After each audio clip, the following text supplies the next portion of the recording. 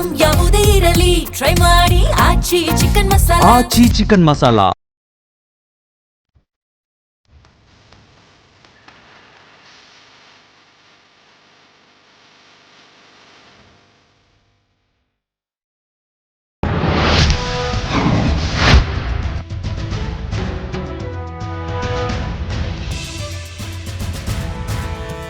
ನಮಸ್ಕಾರ. ಮೆಗಾ ಸುದ್ದಿ ವಿಶೇಷ ಕಾರ್ಯಕ್ರಮಕ್ಕೆ ಸ್ವಾಗತ. ನಾನು ಪ್ರವೀಣ್ ಕುಂಬಾರ್.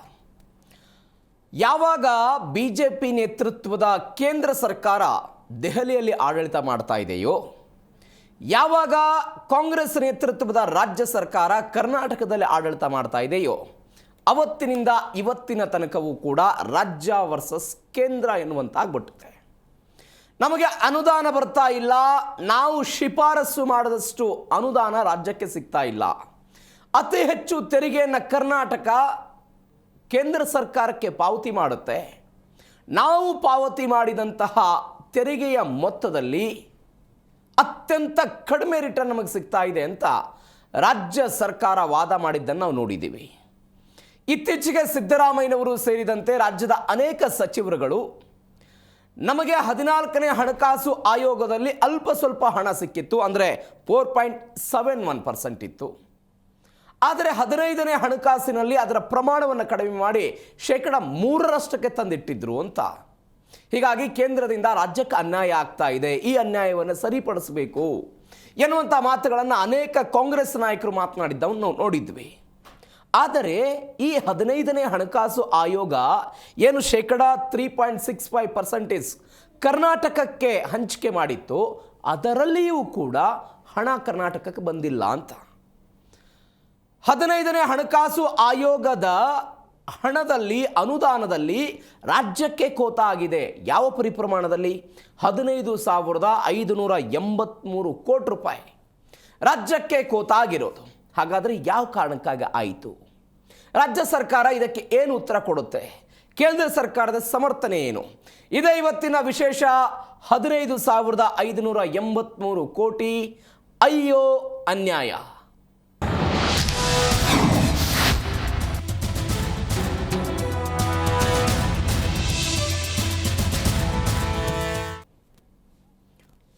ಮಾರ್ಚ್ 31, 2026 ಅಂದರೆ ನಿನ್ನೆಗೆ 15ನೇ ಹಣಕಾಸು ಆಯೋಗದ ಅವಧಿ ಮುಕ್ತಾಯ ಆಗಿ ಇವತ್ತಿನಿಂದ ದೇಶದಾದ್ಯಂತ 16ನೇ ಹಣಕಾಸು ಆಯೋಗ ಜಾರಿಗೆ ಬಂದಿದೆ. ಹಣಕಾಸು ಆಯೋಗ ಕರ್ನಾಟಕಕ್ಕೆ 4.13% ಅನುದಾನ ಹಂಚಿಕೆ ಮಾಡಿದೆ. ಆದರೆ 15ನೇ ಹಣಕಾಸು ಆಯೋಗ ಶಿಫಾರಸು ಮಾಡಿದ್ದ 15,583 ಕೋಟಿ ಹಣ ಕರ್ನಾಟಕಕ್ಕೆ ಬಂದಿಲ್ಲ ಅನ್ನೋದು ಸದ್ಯಕ್ಕೆ ಚರ್ಚೆ ಆಗ್ತಾ ಇರೋದು. ಶಿಫಾರಸ್ಸಾಗಿತ್ತು, ಆ ಶಿಫಾರಸ್ಸಿನಂತೆ 15,583 ಕೋಟಿ ರೂಪಾಯಿ ಬಿಡುಗಡೆ ಆಗಬೇಕಾಗಿತ್ತು, ಬಿಡುಗಡೆ ಆಗಿಲ್ಲ. 5 ವಿಭಾಗಗಳಲ್ಲಿ ರಾಜ್ಯಕ್ಕೆ ಅನುದಾನ ಬರಬೇಕಾಗಿದೆ, ಅದು ಬಂದಿಲ್ಲ. ತೆರಿಗೆ ಸೂತ್ರದ ಪ್ರಕಾರ ರಾಜ್ಯಕ್ಕೆ 80,000 ಕೋಟಿ ರೂಪಾಯಿ ನಷ್ಟ ಆಗುತ್ತೆ. ರಾಜ್ಯಕ್ಕೆ 5 ವರ್ಷಗಳಲ್ಲಿ 1.44 ಲಕ್ಷ ಕೋಟಿ ನಷ್ಟ ಅಂತ ಮುಖ್ಯಮಂತ್ರಿ ಸಿದ್ದರಾಮಯ್ಯನವರು ಹೇಳಿರೋದು.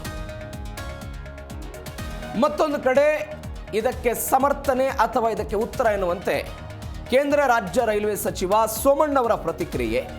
ಕೇಂದ್ರ ಸರ್ಕಾರಕ್ಕೆ ಸರಿಯಾದ ಪ್ರಮಾಣ ಪತ್ರವನ್ನು ಸಲ್ಲಿಕೆ ಮಾಡಿಲ್ಲ, ರಾಜ್ಯ ಸರ್ಕಾರದ ನಿರ್ಲಕ್ಷ್ಯದಿಂದ, ಈ ಅಸಮರ್ಥತೆಯಿಂದ ರಾಜ್ಯಕ್ಕೆ ಬರಬೇಕಾದಂಥ ಅನುದಾನದಲ್ಲಿ ಕೋತ ಆಗಿದೆ ಅಂತ ಕೇಂದ್ರ ಸಚಿವ ವಿ ಸೋಮಣ್ಣ ಅವರ ಹೇಳಿಕೆ.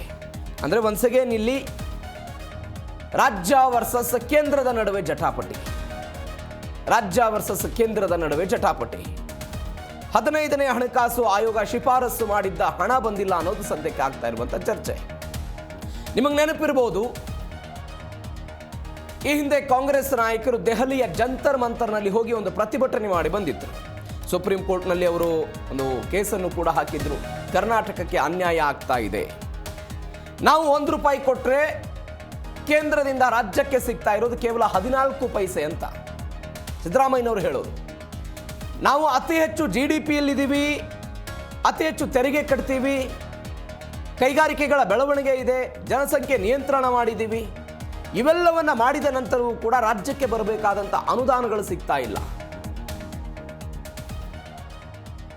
₹1 14 ಪೈಸೆ ಅಂತ ಹೇಳಿದರೆ ₹100 14 ಸಿಗ್ತಾ ಇದೆ ಅಂತ.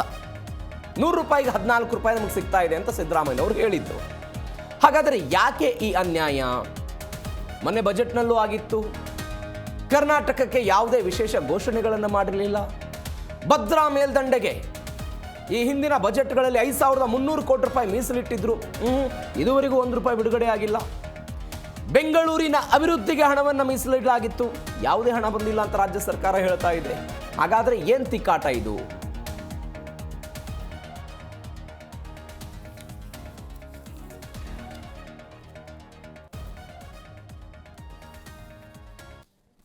ಹಾಗಾದ್ರೆ ಎಲ್ಲೆಲ್ಲಿ ಎಷ್ಟೆಷ್ಟು ಕೋತ ಆಗಿದೆ? ಪ್ರಮುಖವಾಗಿ ಅವರು ಹೇಳ್ತಾ ಇರೋದು ಗ್ರಾಮೀಣ ಸಂಸ್ಥೆಗಳಿಗೆ ಅಲ್ಲಿ ಬರಬೇಕಾದಂತಹ ಹಣ ಕೋತ ಆಗಿದೆ ಅಂತ. ಗ್ರಾಮೀಣ ಸ್ಥಳೀಯ ಸಂಸ್ಥೆಗಳಿಗೆ 2,186 ಕೋಟಿ ರೂಪಾಯಿ ಶಿಫಾರಸು ಮಾಡಿತ್ತು ಹಣಕಾಸು ಆಯೋಗ. ಗ್ರಾಮೀಣ ಸಂಸ್ಥೆಗಳಿಗೆ 10,547 ಕೋಟಿ, ಆದರೆ ಬಿಡುಗಡೆ ಆಗಿದ್ದು 8,361 ಕೋಟಿ. ಆದರೆ ಗ್ರಾಮೀಣ ಸ್ಥಳೀಯ ಸಂಸ್ಥೆಗಳಿಗೆ ಕೋತ ಆಗಿರೋದು 2,186 ಕೋಟಿ ರೂಪಾಯಿ. ಇದಕ್ಕೆ ಕೇಂದ್ರ ಸರ್ಕಾರ ಕೊಟ್ಟಿರುವಂಥ ಉತ್ತರ ಏನು ಅಂತ ಹೇಳಿದರೆ, ಸಕಾಲದಲ್ಲಿ ಇವರು ಕೆಲಸವನ್ನು ಮಾಡಿಲ್ಲ, ಕೆಲಸ ಮಾಡಿದ್ದರ ಪ್ರಮಾಣ ಪತ್ರವನ್ನು ಕೇಂದ್ರ ಸರ್ಕಾರಕ್ಕೆ ಸಲ್ಲಿಕೆ ಮಾಡಿಲ್ಲ ಅಂತ. ಈ ಕಾರಣಕ್ಕಾಗಿ ನಾವು ಹಣವನ್ನು ಬಿಡುಗಡೆ ಮಾಡಿಲ್ಲ ಅಂತ ಅವರು ಹೇಳ್ತಾ ಇದ್ದಾರೆ. ಒಂದು. ಎರಡನೆಯದ್ದು, ಬೆಂಗಳೂರು ಅಭಿವೃದ್ಧಿಗೆ ಬರೋದಾದರೆ 6,000 ಕೋಟಿ ಶಿಫಾರಸು 0, ಯಾವುದೇ ₹1 1 ಪೈಸೆ ಕೂಡ ಬೆಂಗಳೂರು ಅಭಿವೃದ್ಧಿಗೆ ಬಿಡುಗಡೆ ಆಗಿಲ್ಲ. ಹೀಗಾಗಿ ಅಲ್ಲಿ ಬರಬೇಕಾಗಿರೋದು 6,000 ಕೋಟಿ ಬಾಕಿ ಇದೆ. ಇದಕ್ಕೆ ಕಾರಣಗಳು ಯಾವುದು ಕೂಡ ಇಲ್ಲ. ಆರೋಗ್ಯ ಅನುದಾನ ಶಿಫಾರಸು ಮಾಡಿದ್ದು 1,683 ಕೋಟಿ ರೂಪಾಯಿ, ಬಿಡುಗಡೆ ಆಗಿದ್ದು 809 ಕೋಟಿ ರೂಪಾಯಿ, ಬಾಕಿ ಬರಬೇಕಾಗಿದ್ದು 874 ಕೋಟಿ ರೂಪಾಯಿ ಆರೋಗ್ಯ ಅನುದಾನ. ಇದಕ್ಕೆ ಕೇಂದ್ರ ಸರ್ಕಾರ ಹೇಳ್ತಾ ಇದೆ, ಆರೋಗ್ಯ ಅನುದಾನಕ್ಕೆ ವಿಚಾರಕ್ಕೆ ಸಂಬಂಧಪಟ್ಟಂತೆ ಯಾವುದೇ ದಾಖಲಾತಿಯನ್ನು ರಾಜ್ಯ ಸರ್ಕಾರ ಕೊಟ್ಟಿಲ್ಲ, ಹೀಗಾಗಿ ನಾವು 15ನೇ ಹಣಕಾಸು ಆಯೋಗದ ಈ ಅನುದಾನವನ್ನು ತಡೆ ಹಿಡಿದಿದ್ದೀವಿ ಅಂತ. ಮತ್ತೊಂದು ಕಡೆ ಕೇಂದ್ರ ಪಂಚಾಯತ್ ರಾಜ್ ಇಲಾಖೆಯಲ್ಲೂ ಕೂಡ ಕೋತ ಆಗಿದೆ. ಇದರಲ್ಲಿಯೂ ಕೂಡ ಕೋತ ಆಗಿರೋದು ಅಂದರೆ ಬಿಡುಗಡೆ ಆಗಿಲ್ಲ. 14 ರಾಜ್ಯಗಳಿಗೆ 3,946 ಕೋಟಿ ರೂಪಾಯಿ ಹಣವನ್ನು ಮೊನ್ನೆ ಮಂಗಳವಾರ ಬಿಡುಗಡೆ ಮಾಡಿದ್ದಾರೆ. 10,000 ಕೋಟಿ ಒಟ್ಟಾರೆ ಬಿಡುಗಡೆ ಆಗಿರೋದು. ಮಂಗಳವಾರ ಬಿಡುಗಡೆ ಆಗಿದ್ದು 3,946 ಕೋಟಿ. ಇನ್ನು ವಿಶೇಷ ಅನುದಾನ 5,495 ಕೋಟಿ ರೂಪಾಯಿ ಶಿಫಾರಸು ಮಾಡಿದ್ದು, ಬಿಡುಗಡೆ ಆಗಿದ್ದು 0, ಬಾಕಿ ಇರೋದು ಕೂಡ 5,495.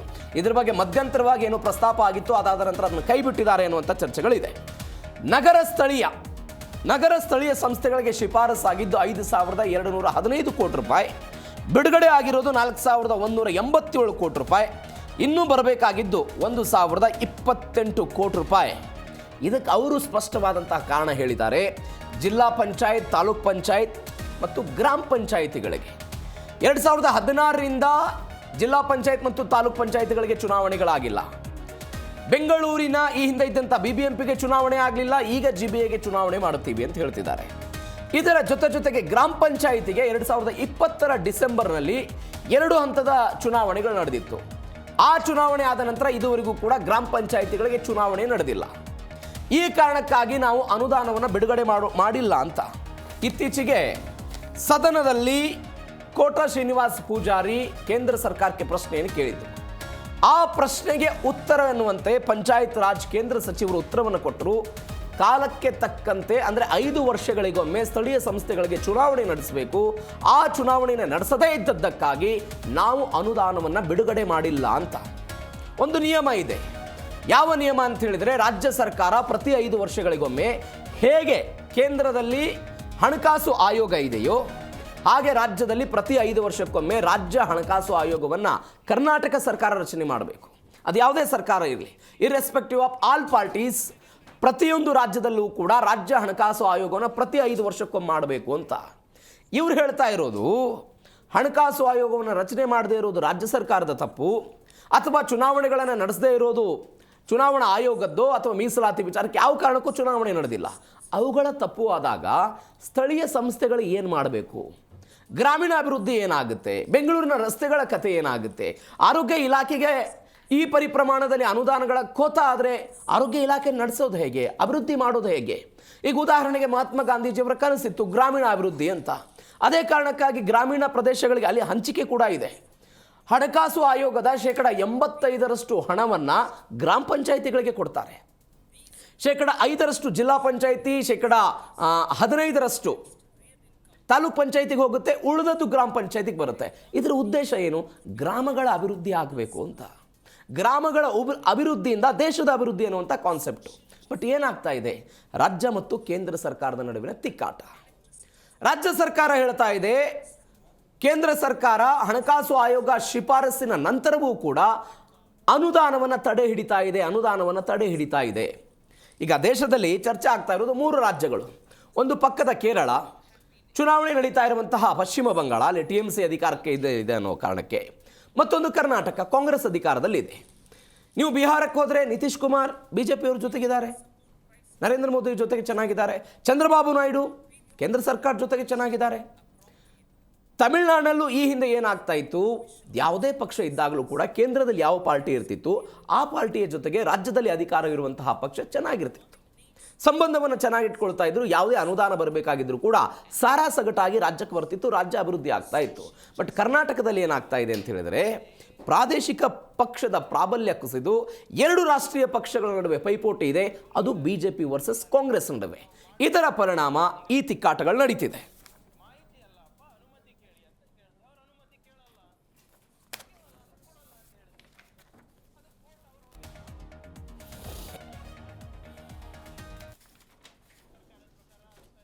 ಇದೇ ವಿಚಾರದ ಬಗ್ಗೆ ಇವತ್ತು ಮಾತನಾಡೋದಿದೆ. ಹಲವು ಜನ ಅತಿಥಿಗಳು ನಮ್ಮನ್ನು ಜಾಯ್ನ್ ಆಗಿದ್ದಾರೆ. ಆರ್ಥಿಕ ತಜ್ಞರಾಗಿರುವಂಥ ರಾಘವೇಂದ್ರ ಶಾಮ್ಲೀಲಾ ಅವರಿದ್ದಾರೆ. ಸರ್ ನಮಸ್ಕಾರ, ಕಾರ್ಯಕ್ರಮಕ್ಕೆ ಸ್ವಾಗತ. ನಮಸ್ಕಾರ. ಮಹಿಳಾ ಹೋರಾಟಗಾರ್ತಿಯಾಗಿರುವಂಥ ಪುಷ್ಪಾ ಕೇಶವ್ ಅವರು ನಮ್ಮ ಜೊತೆ ಇದ್ದಾರೆ. ಮೇಡಮ್ ನಮಸ್ಕಾರ, ಕಾರ್ಯಕ್ರಮಕ್ಕೆ ಸ್ವಾಗತ. ರಾಘವೇಂದ್ರ ಶಾಮ್ಲೀಲಾ ಅವರೇ, ನನಗೆ ನೆನಪಿದೆ, ಕೇಂದ್ರದ ಬಜೆಟ್ ದಿನ ನೀವು ಕೂಡ ಇದ್ರ ಬಗ್ಗೆ ಡಿಸ್ಕಷನ್ ಮಾಡಿದ್ವಿ. ಕೇಂದ್ರ ಸರ್ಕಾರ ವರ್ಸಸ್ ರಾಜ್ಯ ಸರ್ಕಾರದ ನಡುವೆ ತಿಕ್ಕಾಟಗಳಾಗ್ತಿದೆ. ರಾಜ್ಯಕ್ಕೆ ಯಾವುದೇ ತರನಾದಂಥ ವಿಶೇಷ ಘೋಷಣೆಗಳನ್ನು ಮಾಡಿಲ್ಲ ಅನ್ನುವಂಥದ್ದು ಒಂದು. ಈ ಹಣಕಾಸು ಆಯೋಗದಲ್ಲೂ ಕೂಡ ಕರ್ನಾಟಕಕ್ಕೆ ಅನ್ಯಾಯ ಆಗ್ತಿದೆ ಅಂತ. ಅನ್ಯಾಯ ವಿಚಾರದ ಬಗ್ಗೆ ಸೆಕೆಂಡರಿ ಸರ್, ಬಟ್ ಶಿಫಾರಸ್ಸು ಮಾಡಿದ ಹಣವೂ ಕೂಡ ಬರೋದಿಲ್ಲ ಅಂತ ಹೇಳಿದ್ರೆ ಕಾರಣಗಳೇನಿದಕ್ಕೆ?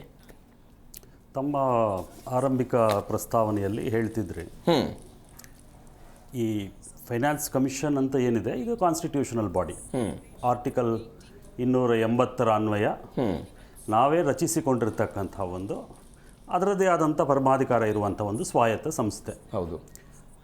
ಅದರ ಕಾಂಪೋಸಿಷನ್ ಏನು, ಯಾರಿದ್ದಾರೆ ಅದರಲ್ಲಿ ಅಂತ ನೋಡಿದ್ರೆ ಬಹುತೇಕರು ತಜ್ಞರೇ. 5 ಜನ ಸದಸ್ಯರು, ಒಬ್ಬರು ಅಧ್ಯಕ್ಷರು, 4 ಜನ ಸದಸ್ಯರು. ಅವರ ಪರಿಣತಿಯ ಹಿನ್ನೆಲೆಯಲ್ಲಿ ಆಯ್ಕೆಯಾಗಿ ಬಂದಂಥವರು. ಅವರನ್ನು ನೇಮಕ ಮಾಡತಕ್ಕಂಥ ಅಧಿಕಾರ ಇರೋದು ಈ ಘನ ರಾಷ್ಟ್ರದ ರಾಷ್ಟ್ರಪತಿಗಳಿಗೆ. ಅಫ್ಕೋರ್ಸ್ ಪೊಲಿಟಿಕಲ್ ಅಫಿಲಿಯೇಷನ್ಸ್ ಮೇಲೂ ಕೂಡ ಅವ್ರದ್ದು ಅಪಾಯಿಂಟ್ಮೆಂಟ್ ಆಗುತ್ತೆ ಅನ್ನೋದು ಅನುಚಾನವಾಗಿ ನಡ್ಕೊಂಡ್ಬಂದಿರತಕ್ಕಂಥ ಪ್ರಕ್ರಿಯೆ, ಅದರಲ್ಲಿ ಏನು ತಪ್ಪಿಲ್ಲ. ಆದರೆ ಮೂಲಭೂತವಾಗಿ ಕೇವಲ ಪಾಲಿಟಿಕ್ಸಿಂದ ಬಂದರೆ ಅವ್ರದ್ದು ಅಪಾಯಿಂಟ್ಮೆಂಟ್ ಆಗಲ್ಲ. ಅವರು ಆರ್ಥಿಕ ತಜ್ಞರಾಗಿರಬೇಕು, ಅಥವಾ ಕಾನೂನು ತಜ್ಞರಾಗಿರಬೇಕು, ಅಥವಾ ಸಾರ್ವಜನಿಕ ಹಣಕಾಸು ತಜ್ಞರಾಗಿರಬೇಕು, ಅಥವಾ ಸರ್ಕಾರದ ಆಯವ್ಯಯ ಲೆಕ್ಕಪತ್ರ ನೋಡ್ತಕ್ಕಂಥವ್ರಾಗಿರಬೇಕು. ಈ ರೀತಿ ಕೆಲವು ಮಾನದಂಡಗಳಿವೆ.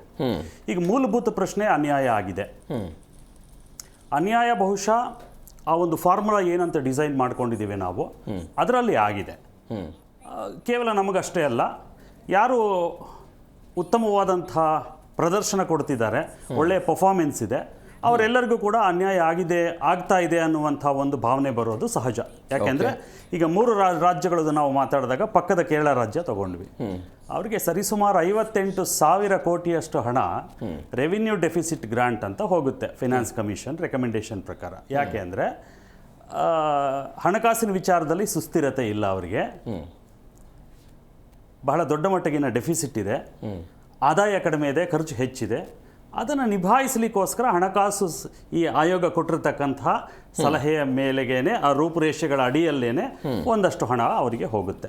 ಕರ್ನಾಟಕಕ್ಕಾಗಲಿ ತಮಿಳುನಾಡಿಗೂ ಕೂಡ ಕೆಲವೊಂದು ವರ್ಷಗಳಲ್ಲಿ ಹೋಗಿದೆ, ಕರ್ನಾಟಕಕ್ಕೆ ಸುತರಾಂ ಬಂದಿಲ್ಲ. ಯಾಕೆ ಅಂತ ಹೇಳಿದ್ರೆ ಈ ಫಾಲೋ ಮಾಡ್ತಕ್ಕಂಥ ಪ್ರಿನ್ಸಿಪಲ್ ಏನಿದೆಯಲ್ಲ, ಅದರ ಆಧಾರದ ಮೇಲೆ ಇದು ನಿರ್ಧಾರ ಆಗುತ್ತೆ. ಇದು ಯಾವ ಪಕ್ಷದ ಸರ್ಕಾರ ಅಧಿಕಾರ ಮಾಡ್ತಿದ್ದಾರೆ ಅನ್ನೋದ್ರ ಮೇಲೆ ನಿರ್ಧಾರ ಆಗೋದಲ್ಲ. ಮೊದಲನೆಯ ಸೂತ್ರ ಏನು ಅಂತ ಹೇಳಿದ್ರೆ, ನಿಮ್ಮ ಆರ್ಥಿಕ ಶಿಸ್ತು ಎಷ್ಟರ ಮಟ್ಟಿಗಿದೆ. ಅಂದರೆ ನಿಮ್ಮ ರೆವಿನ್ಯೂ ಡೆಫಿಸಿಟ್ಟು ಕಡಿಮೆ ಆಗ್ತಾ ಇತ್ತು ಅಂತ ಹೇಳಿದ್ರೆ ನಿಮ್ಮ ಪರ್ಫಾರ್ಮೆನ್ಸ್ ಚೆನ್ನಾಗಿದೆ, ಹಾಗಾಗಿ ನಿಮ್ಗೆ ಯಾವುದೇ ಉತ್ತೇಜನ ಬೇಕಾಗಿಲ್ಲ. ಯಾವುದೇ ಒಂದು ಕುಟುಂಬದಲ್ಲಿ ಯಾವ ಮಗು ಹಿಂದುಳಿಯುತ್ತೆ ಅದಕ್ಕೆ ಹೆಚ್ಚು ಒಂದು ಪೋಷಣೆಯಾಗಲಿ ಗಮನವಾಗಲಿ ಕೊಡೋದು ಸಹಜ. ಎರಡನೆಯದು, ಇನ್ಕಮ್ ಡಿಸ್ಟೆನ್ಸ್ ಅಂತ ಎರಡನೇ ಫಾರ್ಮುಲಾ ಬಳಸ್ತಾರೆ. ಇನ್ಕಮ್ ಡಿಸ್ಟೆನ್ಸ್ ಅಂದರೆ ಏನು ಅಂದರೆ, ಇಡೀ ದೇಶದಲ್ಲಿ ಯಾವುದು ಅತಿ ಹೆಚ್ಚು ಆದಾಯ ಇರತಕ್ಕಂಥ ರಾಜ್ಯ ಇದೆ, ಆ ರಾಜ್ಯಕ್ಕೆ ಹೋಲಿಕೆ ಮಾಡಿದಾಗ, ತುಲನೆ ಮಾಡಿದಾಗ ತಮ್ಮ ರಾಜ್ಯ ಎಲ್ಲಿ ನಿಂತಿದೆ ಅಂತ. ಅವರಿಗೆ ನೀವು ಹತ್ತಿರದಲ್ಲಿದ್ದಷ್ಟು ನಿಮಗೆ ಖೋತ, ಓಕೆ, ಅವರಿಗೆ ದೂರದಲ್ಲಿದ್ದಷ್ಟು ಅಂದರೆ ನಿಮಗೆ ತಲಾ ಆದಾಯ ಅಥವಾ ರಾಜ್ಯದ ಒಟ್ಟು ಉತ್ಪಾದಕತೆ ಕಡಿಮೆ ಇರೋದ್ರಿಂದ ಈ ಆದಾಯ ಅಂದ್ರೆ ನೀವು ಹೇಳ್ತಾ ಇರೋ ಪ್ರಕಾರ ಒಂದು ರಾಜ್ಯವಾಗಿ ನಾವು ಅಭಿವೃದ್ಧಿ ಹೊಂದೋದೇ ತಪ್ಪ ಅಲ್ಲ. ಇಲ್ಲಿ ಎರಡು ವಿಷಯ ಬರುತ್ತೆ. ಮೊದಲನೇದು, ನಾವು ಅಭಿವೃದ್ಧಿ ಆರ್ಥಿಕವಾಗಿ ಸ್ಥಿರತೆಯನ್ನು ಕಾಯ್ದುಕೊಳ್ತಾ ಇರೋದೇ ತಪ್ಪ ಅನ್ನುವಂಥ ಒಂದು ಭಾವನೆ ಬರೋದು ಎಷ್ಟು ಸಹಜವೋ, ಯಾರು ಈ ತರದ ಒಂದು ಪ್ರದರ್ಶನ ಕೊಡ್ತಾ ಇಲ್ಲ ಅವರು ಅದೇ ಕಂಫರ್ಟ್ ಝೋನ್ ಅಲ್ಲಿ ಉಳಿಯುವಂತ ಸಾಧ್ಯತೆಗಳು ಇದೆ. ಈಗ ಹೇಗಿದ್ರು ನನಗೆ ದುಡ್ಡು ಕೊಡ್ತಾರೆ ಬಿಡು, ವೈ ಶುಡ್ ಐ ರಿಫಾರ್ಮ್ ಅನ್ನುವಂಥ ಒಂದು ಮನೋಧರ್ಮ ಕರೆಕ್ಟ್ ಕಡಿಮೆ ಪರ್ಫಾರ್ಮೆನ್ಸ್ ಇರುವಂತ ಸ್ಟೇಟ್ಸ್ ಅಲ್ಲಿ ಕೂಡ ಬರುವಂತ ಸಾಧ್ಯತೆಗಳಿದೆ. ಇದು ಕತ್ತಿಯ ಮೇಲೆ, ಅಲಗಿನ ಮೇಲೆ ನಡೀತಕ್ಕಂಥ ಒಂದು ಪ್ರಕ್ರಿಯೆ. ಈಗ ಹೆಚ್ಚು ಚೆನ್ನಾಗಿ ಪರ್ಫಾರ್ಮ್ ಮಾಡ್ತಾ ಇರೋರಿಗೆ ಉತ್ತೇಜನ ಕೊಡಬೇಕು ಅನ್ನೋದು ಹೌದು. ಅದರ ಜೊತೆಗೆ ಯಾರು ಚೆನ್ನಾಗಿ ಪರ್ಫಾರ್ಮೆನ್ಸ್ ಮಾಡ್ತಿಲ್ಲ ಅವರಿಗೆ ಒಂದಷ್ಟು ನೆರವನ್ನು ಕೊಡಬೇಕು ಅನ್ನೋದು ಹೌದು. ಆದರೆ ಈ ಸಾಮಾನ್ಯಕ್ಕೆ ಒಂದು ವಾಸ್ತವ ಏನು ಈ ಪ್ರಪಂಚದ್ದು ಅಂದ್ರೆ, ಯಾವ ಮಳೆ ಸೆಟ್ಕೊಂಡು ನಿಂತ್ಕೊಳ್ಳುತ್ತಲ್ಲ ಅದಕ್ಕೆ ಬಡಿಯೋದು ಜಾಸ್ತಿ ಜನ. ಅಡ್ಡದಿಡ್ಡಿ ಹೋಗೋ ಮಳೆನ ಪಕ್ಕಕ್ಕೆ ಹಾಕ್ಬಿಡ್ತಾರೆ ಅಷ್ಟೇ, ಇದು ಹೊಡಿಲಿಕ್ಕೆ ಆಗಲ್ಲಪ್ಪ ಬಿಡು ಅಂತ. ತೆರಿಗೆ ಕಟ್ಟೋರ್ಗೆನೆ ನೋಟಿಸ್ ಬರೋದು, ಕಟ್ಟದಿರೋರಿಗೆ ಬಹಳ ಅವಧಿಗೆ ಬರೋದಿಲ್ಲ ಅನ್ನೋಂಥ ಒಂದು ವಾಡಿಕೆ ಇದೆ. ಇವೆರಡರ ಮಧ್ಯದಲ್ಲಿ ಈ ಒಂದು ಏನು ಇವತ್ತಿನ ನಾವು ವಿಷಯನ ಚರ್ಚೆಗೆ ತಗೊಂಡಿದ್ದೇವೆ, ಇದರಲ್ಲಿ ಅರ್ಧ ಸತ್ಯವೂ ಇದೆ, ಅರ್ಧ ಸುಳ್ಳು ಇದೆ. ಅಂದ್ರೆ ಇದು ಸಂಪೂರ್ಣ ಅನ್ಯಾಯ, ನಮಗೆ ದ್ರೋಹ ಆಗಿದೆ ಅನ್ನುವಂಥದ್ದು ಸುಳ್ಳು, ತಡೆ ಹಿಡಿದಿರೋದು ಸತ್ಯ.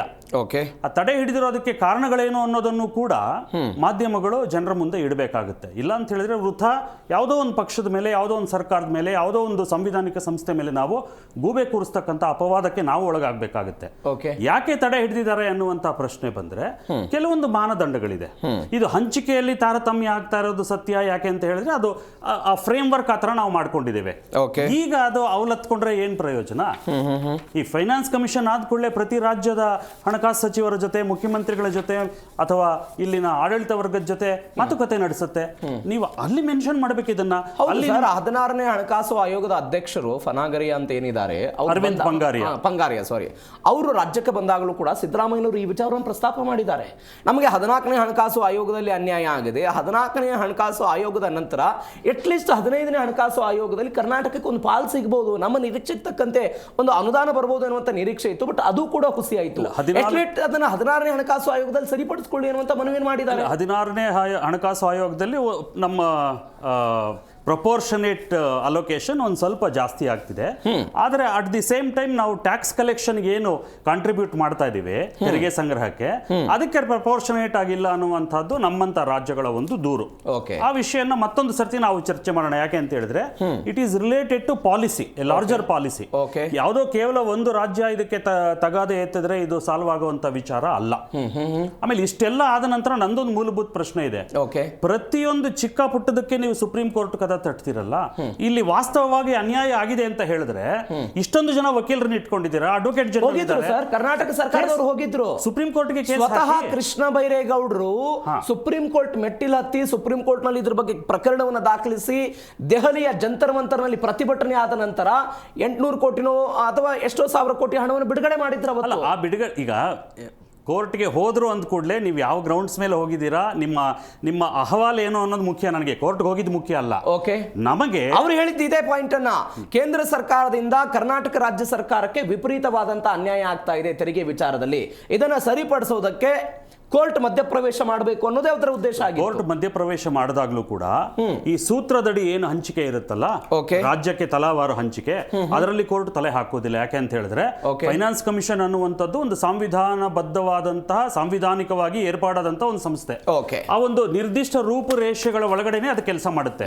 ಬಹುಶಃ ಯಾವ್ದಾದ್ರೂ ಒಂದು ಕೋರ್ಟಿನ ನಿರ್ದೇಶನ ನಾವು ತರಬಹುದು ಅನ್ನೋದಾದ್ರೆ, ನನಗೆ ಬರ್ತಾ ಇರತಕ್ಕಂತ ಪೇಮೆಂಟ್ ಅಂದ್ರೆ ಈ ಟ್ಯಾಕ್ಸ್ ಅಲೋಕೇಶನ್ ಅಲ್ಲ, ವಿಶೇಷವಾದಂತಹ ಕಾರ್ಯಕ್ರಮ ಅಡಿ ಏನೊಂದು ಫಂಡ್ಸ್ ಬರಬೇಕಿತ್ತು ಅದ್ರ ಬಗ್ಗೆ ಈ ಒಂದು ದೂರು ಬರ್ತಿದೆ. ಈಗ 16,000 ಚಿಲ್ಲರೆ ಕೋಟಿ, 15,000 ಚಿಲ್ಲರೆ ಕೋಟಿ ನಮಗೆ ಬರಬೇಕಾಗಿರೋದು ಬಂದಿಲ್ಲ ಅಂತ.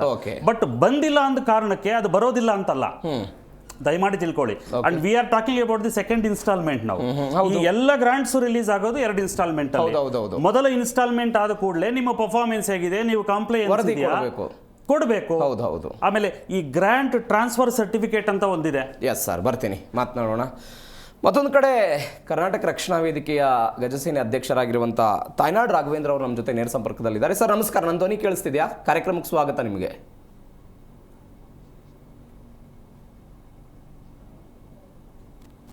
ಸರ್ ನನ್ನ ಧ್ವನಿ ಕೇಳಿಸ್ತಿದ್ಯಾ ನಿಮಗೆ? ನಿಮ್ಮ ಧ್ವನಿ ನನಗೆ ಕೇಳಿಸ್ತಾ ಇಲ್ಲ. ಅನ್ಮ್ಯೂಟ್ ಮಾಡಿ ಸರ್ ದಯವಿಟ್ಟು.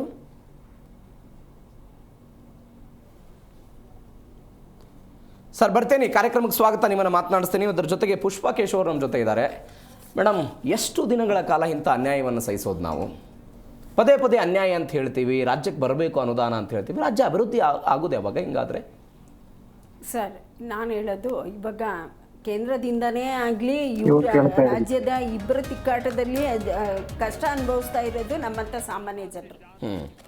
ಆರೋಗ್ಯದ ಪ್ರಾಬ್ಲಮ್ಗಳಿದೆ, ಸ್ಕೂಲ್ ಎಜುಕೇಷನ್ದು, ಈ ಅಭಿವೃದ್ಧಿ, ರೋಡ್ ಹಳ್ಳ ಕೊಳ್ಳಗಳು, ಜನ ಇವಾಗ ಹೋದ್ರೆ ವಾಪಸ್ ಬರ್ತಾರೆ ಅನ್ನೋ ಭಯ ಇದೆ, ಬರ್ತಾರೋ ಇಲ್ವೋ ಅನ್ನೋ ಧೈರ್ಯ ಇಲ್ದಿರನೇ ನಾವು ಕಾಯ್ಕೊಂಡು ಕೂತ್ಕೋಬೇಕು ಮನೆಯಲ್ಲಿ ಅಂಥ ಪರಿಸ್ಥಿತಿ ಇದು ಯಾಕೆ? ಇದನ್ನ ಸರ್ಕಾರ ಆಗಲಿ ಕೇಂದ್ರ ಸರ್ಕಾರ ಆಗಲಿ ಅನುದಾನಗಳು ಏನು ಕೊಡಬೇಕು ಅದನ್ನ ಕೊಟ್ಟು ರಾಜ್ಯ ಅಭಿವೃದ್ಧಿ ಅಭಿವೃದ್ಧಿ ಆಗಿದೆ. ಸರ್ ಹೇಳಿದ್ರು ಅಭಿವೃದ್ಧಿ ಆಗಿರೋದ್ರಿಂದ ಸ್ವಲ್ಪ ಹಿಂದೆ ಗಮನ ಕೊಡಲ್ಲ ಅಂತ. ಏನು ಅಭಿವೃದ್ಧಿ ಆಗಿದೆ ಸರ್? ಎಷ್ಟು ಇವಾಗ ಕಾನೂನು ಇದ್ರದ್ದು ನಮ್ಮ ಗೃಹ ಮಂತ್ರಿಗಳು ಹೇಳ್ತಾರೆ ಎಲ್ಲ ಸರಿ ಇದೆ, ಎಲ್ಲಾನು ಮಾಡ್ತೀವಿ, ಇವಾಗ ಎಷ್ಟು ಕೊಲೆಗಳಾಗುತ್ತೆ, ಎಷ್ಟು ಜೈಲಲ್ಲಿ ಎಂತೆಂತ ಇದೆಲ್ಲ ಆಗ್ತಾ ಇದೆ, ಇವುಗಳನ್ನೆಲ್ಲ ನೋಡ್ಕೊಂಡು ಅವರು ಎಲ್ಲ ನೋಡ್ತೀವಿ ಮಾಡ್ತೀವಿ ಅಂತಾರೆ. ಸಾಮಾನ್ಯ ಜನರ ಬಗ್ಗೆ ಯಾರಿಗೂ ಕಾಳಜಿ ಇಲ್ಲ. ನಾನು ಹೇಳೋದು ಇದು ರೋಡಲ್ಲಿ ಟ್ಯಾಕ್ಸ್ ಕಟ್ತೀವಿ, ಪ್ರತಿಯೊಂದಕ್ಕೂ ಟ್ಯಾಕ್ಸ್ ಕಟ್ತೀವಿ ನಾವು, ರೋಡ್ ಟ್ಯಾಕ್ಸ್, ಟೋಲ್, ಇದು ಎಲ್ಲಾನು ಕೊಟ್ಟು ಅದಕ್ಕೆ ದೇಶದಲ್ಲೇ 2ನೇ ಸ್ಥಾನದಲ್ಲಿ ಇದೀವಿ ಮೇಡಮ್ ನಾವು. GST ಕಲೆಕ್ಷನ್ ಅಲ್ಲಿ ಕರ್ನಾಟಕ 2ನೇ ಸ್ಥಾನದಲ್ಲಿ, ಅದೇ ಕಾರಣಕ್ಕಾಗಿರೋದು. ವಾಪಸ್ ನಮಗ್ ಬರೋದ್ರಲ್ಲಿ ಏನೂ ಇಲ್ಲ. ನಾವ್ ಇವತ್ಗೂ ನೀವು ಅದನ್ನ ಹೇಳಿದ್ರಿ, 14ನೇ ಆಯೋಗ, 15, 16, 3 ಆಯೋಗದಿಂದನೂ ನಮ್ಗೇನು ಇಲ್ಲ. ಯಾಕೆ ಇಂತ ಇದು? ನಾವೇನು ಅನ್ಯಾಯ ಮಾಡಿದ್ದೀವಿ ಕೇಂದ್ರ ಸರ್ಕಾರಕ್ಕೆ? ಇಲ್ಲಿಂದ ಹೋಗಿರೋಂಥ ಎಷ್ಟೋ ಮಂತ್ರಿಗಳಿದ್ದಾರೆ ಅಲ್ಲಿ, ಅವ್ರುಗಳು ನಮ್ಮ ಬಗ್ಗೆ ಯಾಕೆ ರಾಜ್ಯದ ಬಗ್ಗೆ ಕಾಳಜಿ ಇಲ್ಲ ಅವ್ರುಗಳಿಗೆ? ಅವ್ರೇನು ಎಕ್ಸಾಮ್ ಬರೆದು ಕಷ್ಟಪಟ್ಟು ಓದಿ ಎಕ್ಸಾಮ್ ಬರೆದು ಪಾಸ್ ಆಗಿ ಅಲ್ಲೋ ಕೂತಿಲ್ಲ ಸರ್. ನಮ್ಮಂತಿಯವ್ರು ಓಟ್ ಹಾಕಿ ಗೆಲ್ಸಿರೋದು. ಕಳೆದ ಬಾರಿ 28 ಲೋಕಸಭಾ ಕ್ಷೇತ್ರಗಳ ಪೈಕಿ ಕೇವಲ ಕಾಂಗ್ರೆಸ್ ಒಂದು ಗೆದ್ದಿತ್ತು ಕರ್ನಾಟಕದಲ್ಲಿ. ಉಳಿದವರೆಲ್ಲರೂ ಕೂಡ ಇವತ್ತೇನು NDA ಮೈತ್ರಿ ಕೊಡ್ದವ್ರು ಎಲ್ಲರೂ ಅವರೇ ಇದ್ರು. ಅತಿ ಹೆಚ್ಚು ಸಂಸದರನ್ನು ಕರ್ನಾಟಕ ಗೆಲ್ಲಿಸಿ ಕೊಟ್ಟರು ಕೂಡ ಯಾವುದೇ ಅನುದಾನವನ್ನ ತರುವಲ್ಲಿ ಅವರು ವಿಫಲರಾಗಿದ್ದಾರೆ ಅನ್ನೋ ಮಾತುಗಳೇ ಚರ್ಚೆ ಆಗ್ತಿದೆ. ಹೌದು, ಇವತ್ತು ಇಷ್ಟೆಲ್ಲ ಅನ್ಯಾಯ ಆಗ್ತಾ ಇದ್ರು, ಯಾಕೆ ಇದ್ರ ಬಗ್ಗೆ ಮಾತಾಡ್ತಾ ಇಲ್ಲ? ಮಾತಾಡ್ತಾ ಇಲ್ಲ. ಎಲೆಕ್ಷನ್ ಆಗೋವಾಗ ಅಯ್ಯೋ ಅಮ್ಮ ನೀವೇ ದೇವರು, ನೀವೇ ನಮ್ಮ ಇದು ಅಂತೆಲ್ಲ ಕೈ ಮುಗಿದು ಎಲ್ಲಾ ತರ ಭರವಸೆಗಳನ್ನೆಲ್ಲ ಕೊಡ್ತಾರಲ್ಲ, ಒಂದನ್ನಾದ್ರೂ ನಮ್ಗೆ ಅನುಕೂಲ ಮಾಡ್ಕೊಟ್ಟಿದ್ದಾರ? ಇವತ್ತು ಆಟೋ ಡ್ರೈವರ್ಗೆ LPG ಗ್ಯಾಸ್ ಸಿಗ್ತಾ ಇಲ್ಲ, ಗೊಳೋ ಅಂತ ಅಳ್ತಾ ಇದಾರೆ. ಅವ್ರಿಗೆ ಹೆಂಡತಿ ಮಕ್ಕಳು ಮನೆಯಲ್ಲಿ ನಮ್ಮನ್ನೇ ಕಾಯ್ಕೊಂಡಿರ್ತಾರೆ, ಅವ್ರನ್ನೇ ಕಾಯ್ಕೊಂಡಿರ್ತಾರೆ ಸರ್ ಊಟಕ್ಕೆ. ಬೆಳಗ್ಗೆ ದುಡ್ಕೊಂಡು ಹೋದ್ರೆ ರಾತ್ರಿ ಊಟ ತಿನ್ಬೇಕು ಅವರು. ಇವತ್ತು ಗ್ಯಾಸ್ ಇಲ್ದ ನಿನ್ನೆ ಮಧ್ಯಾಹ್ನದಿಂದ ನಾವು ಲೈನ್ ನಿಂತಿದ್ದೀವಿ ಅಂತಂದ್ರೆ ಇಂಥ ಪರಿಸ್ಥಿತಿಗೆಲ್ಲ ಯಾರು ಕಾರಣ? ನಾವು ಓಟೆ ಹಾಕಿ ಗೆಲ್ಸಿದ್ದೆ ತಪ್ಪ ಹಾಗಾದ್ರೆ ಇವ್ರುಗಳಿಗೆ? ನಮ್ಮ ಬಗ್ಗೆ ಇವ್ರು ಕಾಳಜಿ ಇಲ್ಲ ಅಂದಮೇಲೆ ಯಾಕೆ ಬೇಕು ಇಂಥ ಸರ್ಕಾರಗಳು, ಇಂಥ ಕೇಂದ್ರ ಸರ್ಕಾರ, ಇಂಥ ಮಿನಿಸ್ಟ್ರುಗಳು ಯಾಕೆ ಬೇಕು? ಯಾರನ್ನ ತರೋದು ಆ ಪ್ಲೇಸಿಗೆ ಹಾಗಾದ್ರೆ? ಸರ್ ಜನರ ಪರ ಇರೋ ಅಂತ ಅವ್ರು ಬೇಕು ಸರ್. ಜನ ನಾವು ಅವ್ರ ತರನೇ ಅವ್ರಿಗೆಲ್ಲ ಅನುಕೂಲಗಳು ಸಿಗ್ಬೋದು. ಸಿಗೋದಕ್ಕೆ ಕಾರಣ ನಾವುಗಳು. ಅವರೇನು ಕಷ್ಟಪಟ್ಟು ನಮ್ಮ ಥರ ಹಗಲು ರಾತ್ರಿ ಟ್ರೈನಲ್ಲೋ ಬಸ್ಸಲ್ಲೋ ಓಡಾಡ್ಕೊಂಡು ಕೆಲಸ ಮಾಡಲ್ಲ, ಫ್ಲೈಟ್ಗಳು ಓಡಾಡ್ತಾರೆ. ಈ ಹಿಂದೆ ಒಂದು ಅಪವಾದ ಇತ್ತು, ಡಬಲ್ ಎಂಜಿನ್ ಸರ್ಕಾರ ಅಂತ ಕರಿತೀವಿ. ಏನ್ ಡಬಲ್ ಎಂಜಿನ್ ಸರ್ಕಾರ?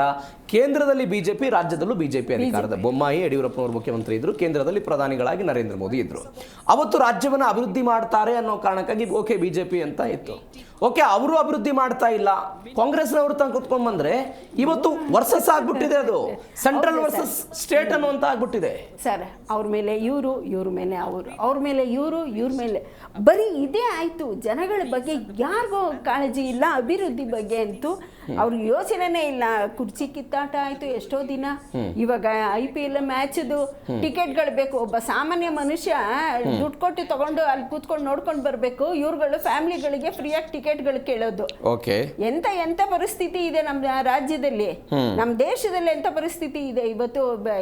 ಬೆಲೆ ಏರಿಕೆ, ಎಣ್ಣೆ ಬೆಲೆ, ಅಡಿಗೆ ಎಣ್ಣೆ ಬೆಲೆ ಏರಿಕೆ ಆಗಿದೆ, ಸಿಲಿಂಡರ್ಗಳ ಅಭಾವ ಇದೆ, ಹೆಣ್ಮಕ್ಳುಗಳ ಬಾಡಿಗೆ, ಈಗ ದಾರರು ಒಲೆ ಹಚ್ಕೊಂಡು ಅಡಿಗೆ ಮಾಡ್ತಾ ಇರೋದ್ರಿಂದ ಬಾಡಿಗೆ ಅವ್ರನ್ನೆಲ್ಲ ಖಾಲಿ ಮಾಡಿಸ್ತಾ ಇದ್ದಾರೆ. ರಾತ್ರಿ ಅವ್ರೆಲ್ಲೋ ಕೂತ್ಕೋಬೇಕು. ಬರ್ತೀನಿ, ಮಾತನಾಡೋಣ.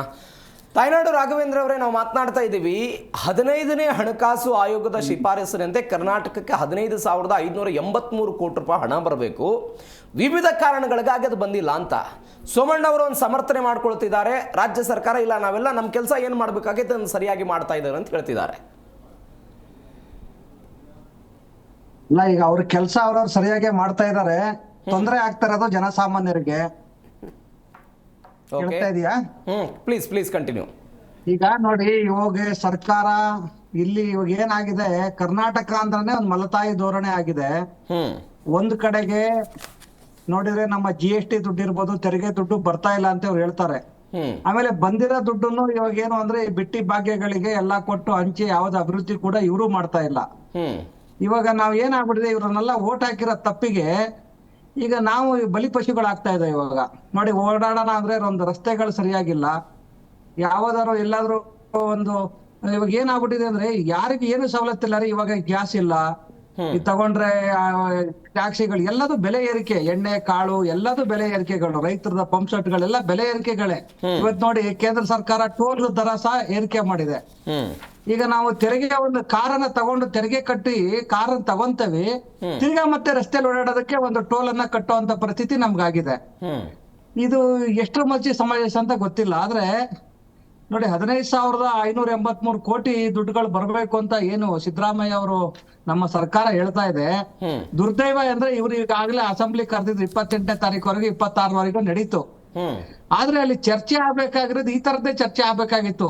ಏನ್ ಅಭಿವೃದ್ಧಿ ಆಗ್ಬೇಕು, ಯಾವ್ದೆಲ್ಲ ಕೆಲಸಗಳು ನಡಿಬೇಕು, ನಮ್ಮಿಂದ ಎಲ್ಲಿಂದ ಟ್ಯಾಕ್ಸ್ಗಳು ಎಷ್ಟು ಬರ್ಬೇಕಿತ್ತು, ಯಾರು ನಮ್ಮ ತೆರಿಗೆ ದುಡ್ಡನ್ನ ಕೊಳ್ಳೆ ಹೊಡೆದಿದ್ದಾರೆ, ಯಾರು ನಮ್ಮ BBMP ಆಸ್ತಿಗಳನ್ನ ಕೊಳ್ಳೆ ಹೊಡೆದಿದ್ದಾರೆ, ಯಾರು ಸರ್ಕಾರಿ ಜಾಗಗಳನ್ನ ಕೊಳ್ಳೆ ಹೊಡೆದಿದ್ದಾರೆ, ಅದನ್ನೆಲ್ಲ ಹೆಂಗೆ ತೆರಿಗೆ ಕಲೆಕ್ಟ್ ಮಾಡ್ಬಿಟ್ಟು ನಾವು ಈ ಒಂದು ಹಲೋ ಪ್ಲೀಸ್ ಕಂಟಿನ್ಯೂ ಮಾತಾಡಿ ಸರ್, ಮಾತಾಡಿ. ಕಲೆಕ್ಟ್ ಮಾಡ್ಬಿಟ್ಟು ಯಾವ ತರ ಅಭಿವೃದ್ಧಿ ಮಾಡ್ಬೇಕು ಅಂತ ಚರ್ಚೆ ಆಗ್ಬೇಕಾದ ಸಂದರ್ಭದಲ್ಲಿ ಇವ್ರು ನಮ್ಮ ಹೆಂಡ್ರ ಮಕ್ಕಳಿಗೆ ಒಂದು ಟಿಕೆಟ್ ಕೊಡಿ, ನಾವು ಕ್ರಿಕೆಟ್ ನೋಡ್ಬೇಕು, ಏನ್ರಿ ದುರ್ದೈವ ಇದು, ಮಾನ ಮರ್ಯಾದೆ ಇಲ್ಲ ಇವ್ರಿಗೆ MLAಗೆ ಹೋಗ್ಲಿ, ಟಿಕೆಟ್ ಅನ್ನ ಇವ್ರ ಯೋಗ್ಯತೆಗೆ ಸಾವಿರಾರು ಲಕ್ಷಾಂತರ ಕೋಟಿ ಕೊಳ್ಳೆ ಹೊಡಿತಾರೆ. ಒಂದ್ 5 ಟಿಕೆಟ್ ತಗೊಳ್ಳೋ ಯೋಗ್ಯತೆ ಇಲ್ವಾ ಇವ್ರಿಗೆ? ಹಾಗಾದ್ರೆ 11-13 ಜನ ಸತ್ತು ಹೋಗ್ಬಿಟ್ಟು ಇತ್ತೀಚೆಗೆ ಲೋಕಸಭೆಯ ಸದನದಲ್ಲಿ ಉಡುಪಿ ಮತ್ತು ಚಿಕ್ಕಮಗಳೂರಿನ ಸಂಸದರಾದಂತಹ ಕೋಟಾ ಶ್ರೀನಿವಾಸ್ ಪೂಜಾರ್ ಅವರು ಒಂದು ಪ್ರಶ್ನೆ ಕೇಳ್ತಾರೆ.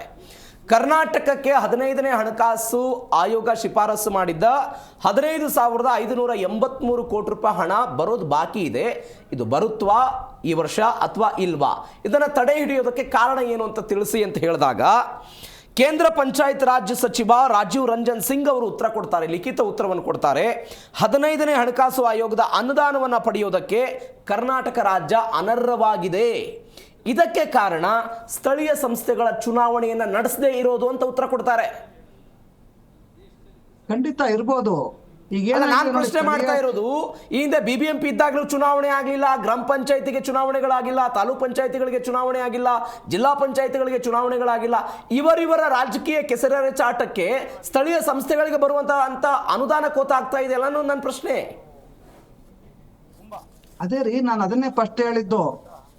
ಇವಾಗ ನಾವು ಏನಾಗಿದೆ, ಇವರ ಒಂದು ತಿಕ್ಕಾಟದಲ್ಲಿ, ನಾನು BJP, ನಾನು ಕಾಂಗ್ರೆಸ್, ನಾನು JDS ಅನ್ನೋ ತಿಕ್ಕಾಟದಲ್ಲಿ ಇವತ್ತು ಜನಸಾಮಾನ್ಯರು ಬಲಿ ಆಗ್ತಾ ಇದ್ದೇವೆ. ಯಾವುದೇ ಅಭಿವೃದ್ಧಿ ಇಲ್ಲ. ಇವತ್ತು ನಗರ ಪಂಚಾಯತಿಗಳಲ್ಲಿ ಒಂದು ರಸ್ತೆ ಅಭಿವೃದ್ಧಿಗಳಿಲ್ಲ, ಒಂದು ನೀರಿನ ಅಭಿವೃದ್ಧಿಗಳಿಲ್ಲ. ಈ ರೀತಿ ಆದಾಗ ಏನಾಗುತ್ತೆ, ನಾವು ಜನಸಾಮಾನ್ಯರು ಇವತ್ತು ನಾವು ಬಲಿಪಶುಗಳಾಗ್ತಾ ಇದ್ದೇವೆ. ಅದನ್ನೇ ಹೇಳ್ತಾರ, ಇವರಿಗೆ ಯಾರಿಗೂ ಕೂಡ ಇವ್ರಿಗೆ ಏನಾಗಿದೆ ನೋಡಿ, ಅವರ ಸ್ವಂತ ಒಂದು ಏನೋ ಒಂದು ಬಿಲ್ಡಿಂಗ್ ಕಟ್ಟಬೇಕು ಅಂದ್ರೆ 1 ವರ್ಷದಲ್ಲಿ ಫಿನಿಶ್ ಮಾಡಿ ಅವ್ರು ಹೇಗ್ ಬೇಕಾಗ ಅಭಿವೃದ್ಧಿ ಮಾಡ್ಕೊಂತಾರೆ. ಅದೇ ಸಾರ್ವಜನಿಕರದ್ದು ಏನಾದ್ರು ಬೇಕು ಅಂದಾಗ 1 ವರ್ಷ, 2 ವರ್ಷ, 5 ವರ್ಷ, 10 ವರ್ಷ ಆದ್ರೂ ಮುಗಿಯೋದೇ ಇಲ್ಲ. ಈ ವರ್ಷ ಏನ್ ಮಾಡ್ತಾರೆ, ಪ್ರಾರಂಭ ಮಾಡ್ತಾರೆ, ತಿರ್ಗಾ ಮತ್ತೆ ಎಲೆಕ್ಷನ್ಗೆ ಅದೇ ಅಭಿವೃದ್ಧಿನ ಮಾಡ್ಕೊಂಡು ನೋಡಿ ಇದು ಅರ್ಧ ಮಾಡಿದ್ದೀನಿ, ನನ್ನನ್ನ ಗೆಲ್ಸಿದ್ರೆ ಮಾತ್ರ ಇದು ಪೂರ್ತಿ ಆಗುತ್ತೆ ಅನ್ನೋ ಒಂದು ಕಾನ್ಸೆಪ್ಟ್ ಇಟ್ಕೊಂಡು ಮತ್ತೆ ತಿರ್ಗಾ ಅವರು ಎಲೆಕ್ಷನ್ಗೆ ಹೋಗ್ತಾರೆ. ಇದು ನಮ್ಮ ದೇಶದ ದುರ್ದೈವ. ಇದ್ದು ಇವತ್ತು ನೋಡಿ ಮೆಟ್ರೋಗಳು ಅಷ್ಟೇ, ಈ ದೇವನಹಳ್ಳಿ ರೋಡ್ ಇರ್ಬೋದು, ಎಲ್ಲಾ ಕಡೆ ಇವತ್ತು ಏನಾಗಿದೆ, ಎಲ್ಲಾ ಕಡೆ ಟ್ರಾಫಿಕ್ ಜಾಮ್ ರೀ. ಒಂದ್ ಕಡೆಗೆ ಈ ಬಿಟ್ಟಿ ಭಾಗ್ಯದಿಂದ ನಮ್ಮ BTS ಬಸ್ಗಳು ರೋಡಲ್ಲಿ ಎಲ್ಲಿ ನೋಡ್ಲಿ ಕೆಟ್ಟಕೊಳ್ಳೋದ್ರ ಒಂದ್ ಕಡೆ ಆದ್ರೆ, ರಸ್ತೆ ಗುಂಡಿಗಳು ಇವಲ್ಲ. Yes, sir. ಈ ಸ್ಥಳೀಯ ಸಂಸ್ಥೆ ಚುನಾವಣೆಗಳು ಇವ್ರು ಯಾಕೆ ಮಾಡ್ತಾ ಇಲ್ಲ ಅಂದ್ರೆ, ನೋಡಿ ಆ ಒಂದು MLA ಗೆ ನೇರವಾಗಿರೋ ಜನ ಸಂಪರ್ಕ ಬೇಕು. ಇವತ್ತೇನ್ 40% 50% ಕಮಿಷನ್ ಇದೆಯಲ್ಲ, ಆ ಕಮಿಷನ್ ಸ್ಥಳೀಯ ಚುನಾವಣೆ ಮಾಡಿದ್ರೆ ಇಲ್ಲ ಅಥವಾ ಮಹಾನಗರ ಪಾಲಿಕೆ ಚುನಾವಣೆ ಮಾಡಿದ್ರೆ ಆ MLA ಗೆ ತಲುಪಲ್ಲ. ಈ ಜನಸಾಮಾನ್ಯರೇನು ಅಂದ್ರೆ ಅಣ್ಣ ಅಪ್ಪ ಅಂತ ಹೇಳ್ಬಿಟ್ಟು ಅವ್ರು ಕೈ ಮುಕ್ಕೊಂಡು MLA ಮನೆ ಮುಂದೆ ನಿಂತ್ಕೋಬೇಕು. Yes, sir. ಬರ್ತೀನಿ. ಈ ಒಂದು ಕಾನ್ಸೆಪ್ಟ್ ಇಂದ ಅವರು ಚುನಾವಣೆ ಮಾಡ್ತಾ ಇಲ್ಲ. ಎಸ್ ಸರ್, ಬರ್ತೀನಿ, ಮಾತನಾಡೋಣ.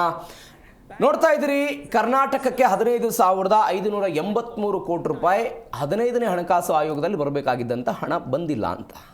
ಇದಕ್ಕೆ ರಾಜ್ಯ ಸರ್ಕಾರ ಹೇಳ್ತಾ ಇರೋದೇನು? ಕೇಂದ್ರ ಸರ್ಕಾರ ಏನೇನು ಇದರ ಬಗ್ಗೆ ಪ್ರಶ್ನೆ ಕೇಳಿದೆ? ಇದು ನಿಜವಾಗಿಯೂ ನಿಯಮಗಳು ಹೀಗೆ ಇದೆಯಾ?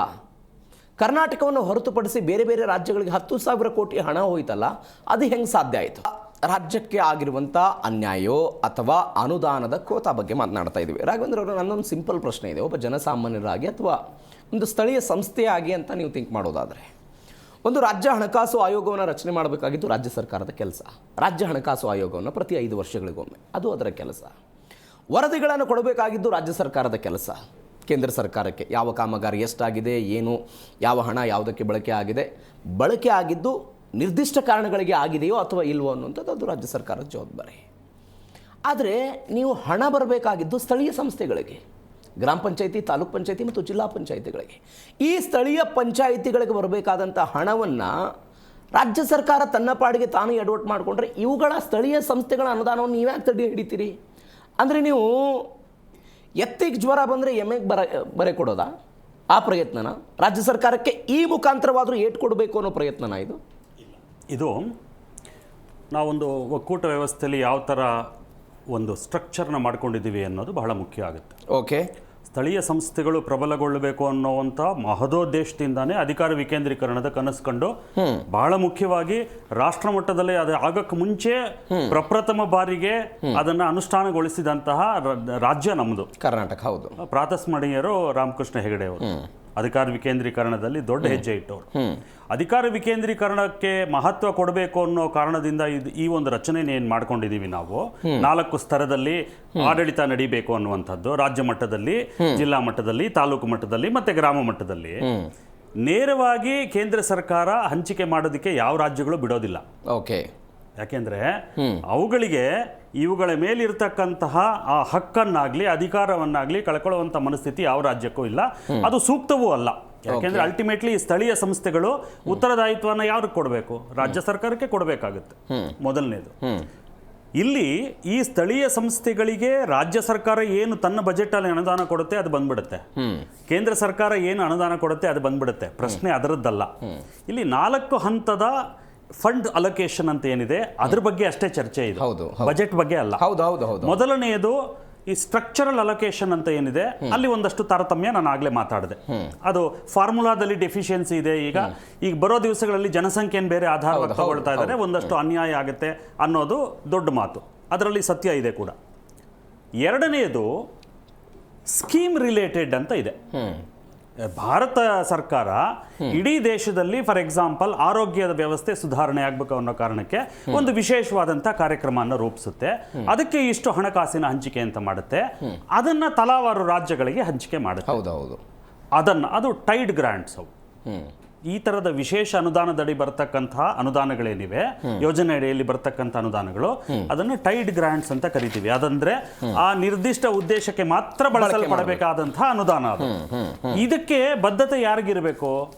ಆಯಾ ರಾಜ್ಯ ಸರ್ಕಾರಕ್ಕೆ ಇರಬೇಕು, ಮೊದಲನೇದು. ಎರಡನೇದು, ನೀವು ಇದನ್ನ ಹಂಚಿದ್ರಿ ಅಂದ ಕೂಡಲೇ ಕೇಂದ್ರ ಸರ್ಕಾರದ್ದು ಮುಗೀತು, ಮೊದಲನೇ ಇನ್ಸ್ಟಾಲ್ಮೆಂಟ್ ಬಂತು. ಇದನ್ನ ಆಯಾ ಸ್ಥಳೀಯ ಸಂಸ್ಥೆಗಳಿಗೆ ಕಳಿಸಿ ಅದಕ್ಕೆ ಸೂಕ್ತವಾದಂತಹ ದಾಖಲೆಗಳನ್ನು ತಯಾರು ಮಾಡಿ ಸಬ್ಮಿಟ್ ಮಾಡ್ತಕ್ಕಂತಹ ಜವಾಬ್ದಾರಿ ಇರುವುದು, ಬದ್ಧತೆ ಇರೋದು ರಾಜ್ಯ ಸರ್ಕಾರಕ್ಕೆ. ಇದನ್ನು ನೀವು ಅವಧಿಗೆ ಮುಂಚೆ ಮಾಡಬೇಕು.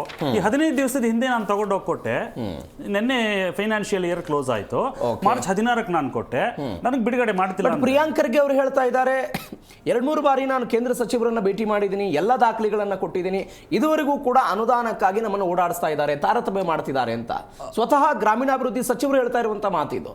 ಆ್ಯಂಡ್ ಒನ್ಸ್ ಅಗೇನ್ ಕೇಂದ್ರ ಸರ್ಕಾರ ನೀವೇ ಉಲ್ಲೇಖ ಮಾಡಿದ ಹಾಗೆ ಗ್ರಾಮೀಣ ಸ್ಥಳೀಯ ಸಂಸ್ಥೆಗಳಿಗೆ ಯಾಕೆ ಬಾಕಿ ಇಟ್ಕೊಂಡಿದ್ದೀವಿ ಅನ್ನೋದಕ್ಕೊಂದು ಕಾರಣ ಕೊಟ್ಟಿದ್ದಾರೆ ಅವರು. ಸಕಾಲದಲ್ಲಿ ಕೆಲಸವನ್ನು ಮಾಡಿಲ್ಲ ಮತ್ತು ಈ ಪ್ರಮಾಣ ಪತ್ರವನ್ನು ಅವರು ಸಲ್ಲಿಕೆ ಮಾಡಿಲ್ಲ ಅಂತ ಒಂದು ಕಾರಣವನ್ನು ಗ್ರಾಮೀಣ ಸ್ಥಳೀಯ ಸಂಸ್ಥೆ ಕೊಟ್ಟಿರೋದು. ಅಲ್ಲ, ಅಲ್ಲಿ ಎರಡು ತರದ ಪ್ರಮಾಣ ಪತ್ರಗಳನ್ನ ಸಲ್ಲಿಕೆ ಮಾಡಬೇಕಾಗುತ್ತೆ. ಓಕೆ, ಮೊದಲನೆಯದು ಗ್ರಾಂಟ್ ಟ್ರಾನ್ಸ್ಫರ್ ಸರ್ಟಿಫಿಕೇಟ್ ಅಂತ. ಈ ಉದ್ದೇಶಕ್ಕೋಸ್ಕರ ಕೇಂದ್ರ ಸರ್ಕಾರ ನನಗೆ ಹಣ ಕೊಟ್ಟಿದ್ರಿ, ಇದನ್ನು ನಾನು ಆಯಾ ಉದ್ದೇಶಿತ ಫಲಾನುಭವಿಗಳಿಗೆ ನಾನು ಹಂಚಿದ್ದೇನೆ. ಓಕೆ, ಹಂಚಿದ ನಂತರ ಅದಕ್ಕೆ ಸಂಬಂಧಪಟ್ಟಂತ ದಾಖಲಾತಿಗಳನ್ನ ಸಬ್ಮಿಟ್ ಮಾಡಬೇಕು. ಮೊದಲನೇದು ಫಸ್ಟ್ ಇನ್ಸ್ಟಾಲ್ಮೆಂಟ್ ಆಗಿದೆ, ಅದರ ಯುಟಿಲೈಸೇಷನ್ ಆಗಿದೆ ಅಂತಂದ್ರೆ ಯುಟಿಲೈಸೇಷನ್ ಸರ್ಟಿಫಿಕೇಟ್ ಒಂದು ಕೊಡಬೇಕು ನೀವು. ಇಲ್ಲಿ ಕಾಂಪ್ಲೈನ್ಸ್ ಮುಖ್ಯ. ಯಾಕೆ ಅಂತ ಹೇಳಿದ್ರೆ ಕೇಂದ್ರ ಸರ್ಕಾರನ ಹಂಚ್ಬಿಟ್ಟು ಸುಮ್ಮನೆ ಕೂತ್ಕೊಳ್ಳೋಕೆ ಆಗಲ್ಲ ರೀ. ಅವ್ರಿಗೆ CA ಅಂತ ಒಂದು ಕೂತ್ಕೊಳ್ಳುತ್ತಲ್ಲ, controller and auditor general of India ಅಂತಂದೇಳಿ, ಕ್ಯಾಗ್ ರಿಪೋರ್ಟ್ ಅಂತಂದು ಅವ್ರನ್ನ ದಬಾಯಿಸ್ತಾರೆ, ಉತ್ತರದಾಯಿತು ಅಲ್ಲಿ ಹೋಗುತ್ತೆ. ನೀವು ಈ ಯಾವುದೇ ದಾಖಲಾತಿಗಳು ಕೊಡದಿರಾ ಹೇಗೆ ಎರಡನೇ ಇನ್ಸ್ಟಾಲ್ಮೆಂಟ್ ಕೊಟ್ರಿ ಅಂದ್ರೆ ಉತ್ತರದಾಯಿತ್ವ ಯಾರ್ದು? ಮೊದಲನೇದು. ಎರಡನೇ ಅಂಶ ಬಹಳ ಮುಖ್ಯವಾಗಿ, ಇಲ್ಲಿ ಮೇಜರ್ ಶೇರ್ ಬರ್ತಾ ಇರೋದು ರೂರಲ್ ಲೋಕಲ್ ಬಾಡೀಸ್ಗೆ ಮತ್ತೆ ಅರ್ಬನ್ ಲೋಕಲ್ ಬಾಡೀಸ್ಗೆ. ರೂರಲ್ ಲೋಕಲ್ ಬಾಡಿ ಅಂದ ಕೂಡಲೇ ಯಾರದ್ದು ಅದು ಸಭೆ? ಚುನಾಯಿತ ಪ್ರತಿನಿಧಿಗಳದ್ದು. ಅವ್ರ ವರ್ಷಾನುಗಟ್ಲೆ ನೀವು ಚುನಾವಣೆಗಳನ್ನೇ ನಡೆಸದಿರಾ ಫಂಡ್ಸ್ ಮಾತ್ರ ಕೊಡ್ತಾ ಇರಿ ಅಂತ ಹೇಳೋದು ಯಾವ ತರದ ನೈತಿಕತೆ ಇರುತ್ತೆ ನಮ್ಗೆ ಅನ್ನೋದನ್ನ ಯಾವುದೇ ಪಕ್ಷ ಇರಲಿ. ನನ್ಗೆ ಜಸ್ಟ್ ಒಂದು ಇನ್ಫಾರ್ಮೇಶನ್ ಒಂದು ಪ್ರಶ್ನೆ ಕೇಳ್ತಾ ಇದ್ದೀನಿ ಸರ್. 16ನೇ ಹಣಕಾಸು ಆಯೋಗ ಕೇಂದ್ರ ಸರ್ಕಾರದ ಮುಂದೆ ಅಥವಾ ಈ ಹಿಂದೆ ಇದ್ದಂಥ 15ನೇ ಹಣಕಾಸು ಆಯೋಗದ ಎದುರುಗಡೆ ಯಾವ್ಯಾವ ರಾಜ್ಯಗಳು ಕಾಲಕ್ಕೆ ತಕ್ಕಂತೆ ಚುನಾವಣೆಗಳನ್ನು ನಡೆಸೋದಿಲ್ವೋ ಅವುಗಳ ಅನುದಾನವನ್ನು ತಡೆ ಹಿಡಿಬೇಕು ಅನ್ನೋ ಬೇಡಿಕೆ ಇಟ್ಟಿದೆ ಅಂತ. Is it right? ಖಂಡಿತ ಸರಿ ಅದು. ಯಾಕೆ ಅಂದ್ರೆ ಅರ್ಬನ್ ಲೋಕಲ್ ಬಾಡೀಸ್ಗೆ ಅಂತ ಹೇಳಿ ಏನು ಹಣಕಾಸು ಅಲೋಕೇಟ್ ಆಗುತ್ತೆ, ಅನುದಾನ ಅಲೋಕೇಟ್ ಆಗುತ್ತೆ, ಅದರ ಅಡ್ಮಿನಿಸ್ಟ್ರೇಟಿವ್ ರೆಸ್ಪಾನ್ಸಿಬಿಲಿಟಿ ಚುನಾಯಿತ ಪ್ರತಿನಿಧಿಗಳಿಗಿರಬೇಕು. MLA ಆ ಒಂದು ಪಂಚಾಯತಿನ ಚುನಾಯಿತ ಪ್ರತಿನಿಧಿ ಅಲ್ಲ, ಆತ ವಿಧಾನಸಭಾ ಕ್ಷೇತ್ರದ ಚುನಾಯಿತ ಪ್ರತಿನಿಧಿ. ಆತನ ಅಭಿವ್ಯಕ್ತಿಗೆ ಒಂದು ಅವಕಾಶ ಇರುತ್ತೆ ಅಲ್ಲಿ, ನೋ ಡೌಟ್, ಆತನ ಕ್ಷೇತ್ರದಲ್ಲಿ. ಆದ್ರೆ ಅಲ್ಲಿ ಅದು ಯಾವುದಕ್ಕೆ ಕೊಟ್ಟಿದ್ದಾರೆ, ಅದಕ್ಕೆ ನಾವು ಖರ್ಚು ಮಾಡೋದು ಹೇಗೆ, ಆ ರೂಪರೇಷೆಗಳನ್ನು ನಿರ್ಧಾರ ಮಾಡ್ಕೊಳ್ತಕ್ಕಂಥ ಸ್ವಾತಂತ್ರ್ಯ ಯಾರಿಗೆ ಸಿಗಬೇಕು? ಆಯಾ ಕ್ಷೇತ್ರದ ಜನಪ್ರತಿನಿಧಿಗಳಿಗೆ ಸಿಗಬೇಕು. ಈ GBA ಅಂತ ಮಾಡಿದ್ದೀರಾ, ಈ ವರ್ಷ ಅಲ್ಲ ಇನ್ನೊಂದು ವರ್ಷ ಹೋದ್ರೂ ಎಲೆಕ್ಷನ್ ನಡೆಯುವಂತ ಸಾಧ್ಯತೆಗಳು ಇಲ್ಲ ಅಂತ ಹೇಳ್ತಿದ್ದೀರಾ. ಯಾವ ರೀತಿ ಅಧಿಕಾರ ವಿಕೇಂದ್ರೀಕರಣ ಇದು? ಬರ್ತೀನಿ ಪುಷ್ಪ ಮೇಡಮ್. ಈ ಚುನಾವಣೆ ಬಗ್ಗೆನೇ ದೊಡ್ಡ ಚರ್ಚೆ ಆಗ್ತಾ ಇದೆ ಈಗ. ನೋಡಿ, ಸರಿಯಾದ ಸಮಯಕ್ಕೆ ಚುನಾವಣೆಯನ್ನು ನಡೆಸದೇ ಇದ್ದಾಗ ಕರ್ನಾಟಕದ ಪಾಲು ಕೂಡ ಕಡಿಮೆ ಆಗ್ತಾ ಇರೋದು. ಚುನಾವಣೆ ನಡಿಬೇಕಾ ಬೇಡವಾ? ಗ್ರಾಮ ಪಂಚಾಯಿತಿ ಚುನಾವಣೆ ಆಗಿಲ್ಲ ಮೇಡಮ್. 2020ರಲ್ಲಿ ಆಗಿದ್ದು, 6 ವರ್ಷ ಆಯಿತು, ಚುನಾವಣೆ ಆಗಿಲ್ಲ. 2016ರಲ್ಲಿ ತಾಲೂಕ್ ಪಂಚಾಯತ್ ಮತ್ತು ಜಿಲ್ಲಾ ಪಂಚಾಯತ್ ಚುನಾವಣೆಗಳಾಗಿದ್ದು, ಸರಿಸುಮಾರು 10 ವರ್ಷ ಆಯಿತು, ಚುನಾವಣೆಗಳಾಗಿಲ್ಲ. ಅಧಿಕಾರಿಗಳ ದರ್ಬಾರ್ ನಡೀತಾ ಇದೆ. ಹೀಗಾಗೋದಾದರೆ ಯಾವ ಕಾರಣಕ್ಕಾಗಿ ನಮಗೆ ಪ್ರಜಾಪ್ರಭುತ್ವ ವ್ಯವಸ್ಥೆ? ಈ ಪ್ರಶ್ನೆ ಸಹಜವಾಗಿ ಬರುತ್ತಲ್ವಾ ಇಲ್ಲಿ? ಖಂಡಿತ. ಪ್ರಜಾಪ್ರಭುತ್ವ ಅಂದರೆ ಏನು ಅನ್ನೋದೇ ನಮ್ಮ ಈ MLAಗಳಿಗೆ, ನಮ್ಮ ರಾಜ್ಯದ ಮಂತ್ರಿಗಳಿಗೆ ಯಾರಿಗೂ ಗೊತ್ತಿಲ್ಲ ಅನ್ಸುತ್ತೆ.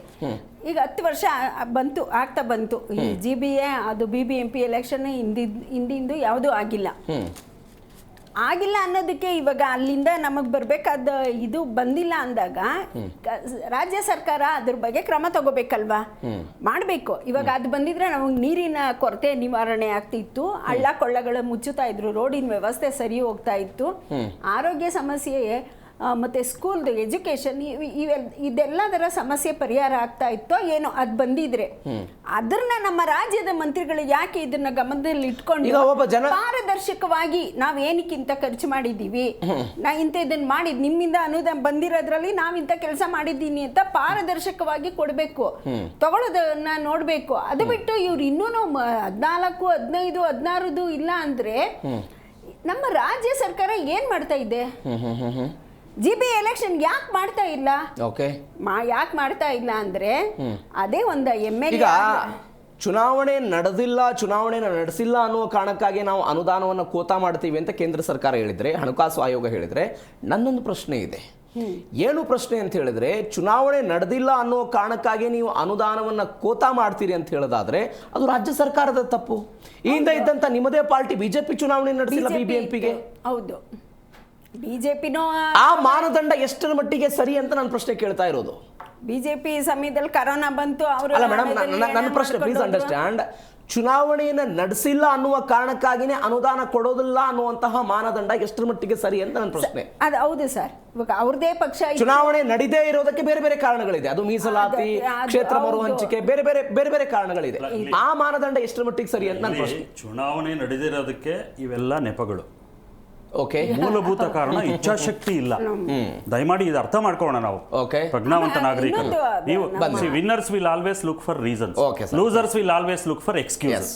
ನಮ್ಮ ಆರ್ ಅಶೋಕ್ ಅವರು ಅವಾಗ ಅವ್ರದೇ ಸರ್ಕಾರ ಇರೋವಾಗ ಅವ್ರು ಹೇಳ್ತಾ ಇದ್ರು, ಈ ಆಮ್ ಆದ್ಮಿ ಪಾರ್ಟಿ ಅವ್ರದ್ದೊಂದು ಕಾಟನಪ್ಪ, ಎಲ್ಲೋದ್ರು ಟೊಪ್ಪಿ ಹಾಕೊಂಡ್ ಬಂದ್ಬಿಡ್ತಾರೆ, ಅವ್ರದ್ದು ಎಲೆಕ್ಷನ್ ಎಲ್ಲ ಬಂದ್ರೆ ನಮ್ಮ ಪಕ್ಷ ಏನಾಗುತ್ತೋ ಅನ್ನೋ ಭಯ ಶುರುವಾಗಿದೆ ಅಂತಾನೂ ಅವ್ರ ಬಾಯಿಂದ ಬಂತು. ಆ ಪಕ್ಷಕ್ಕೆ ಎದುರ್ಕೋತಾ ಇದ್ದಾರೆ ಜನ, ಓಟ್ ಹಾಕಿ ಗೆಲ್ಸೋ ಜನದ ಬಗ್ಗೆ ಯೋಚನೆ ಮಾಡ್ತಾ ಇಲ್ಲ, ಮಾಡ್ಲಿಲ್ಲ ಅವತ್ತು.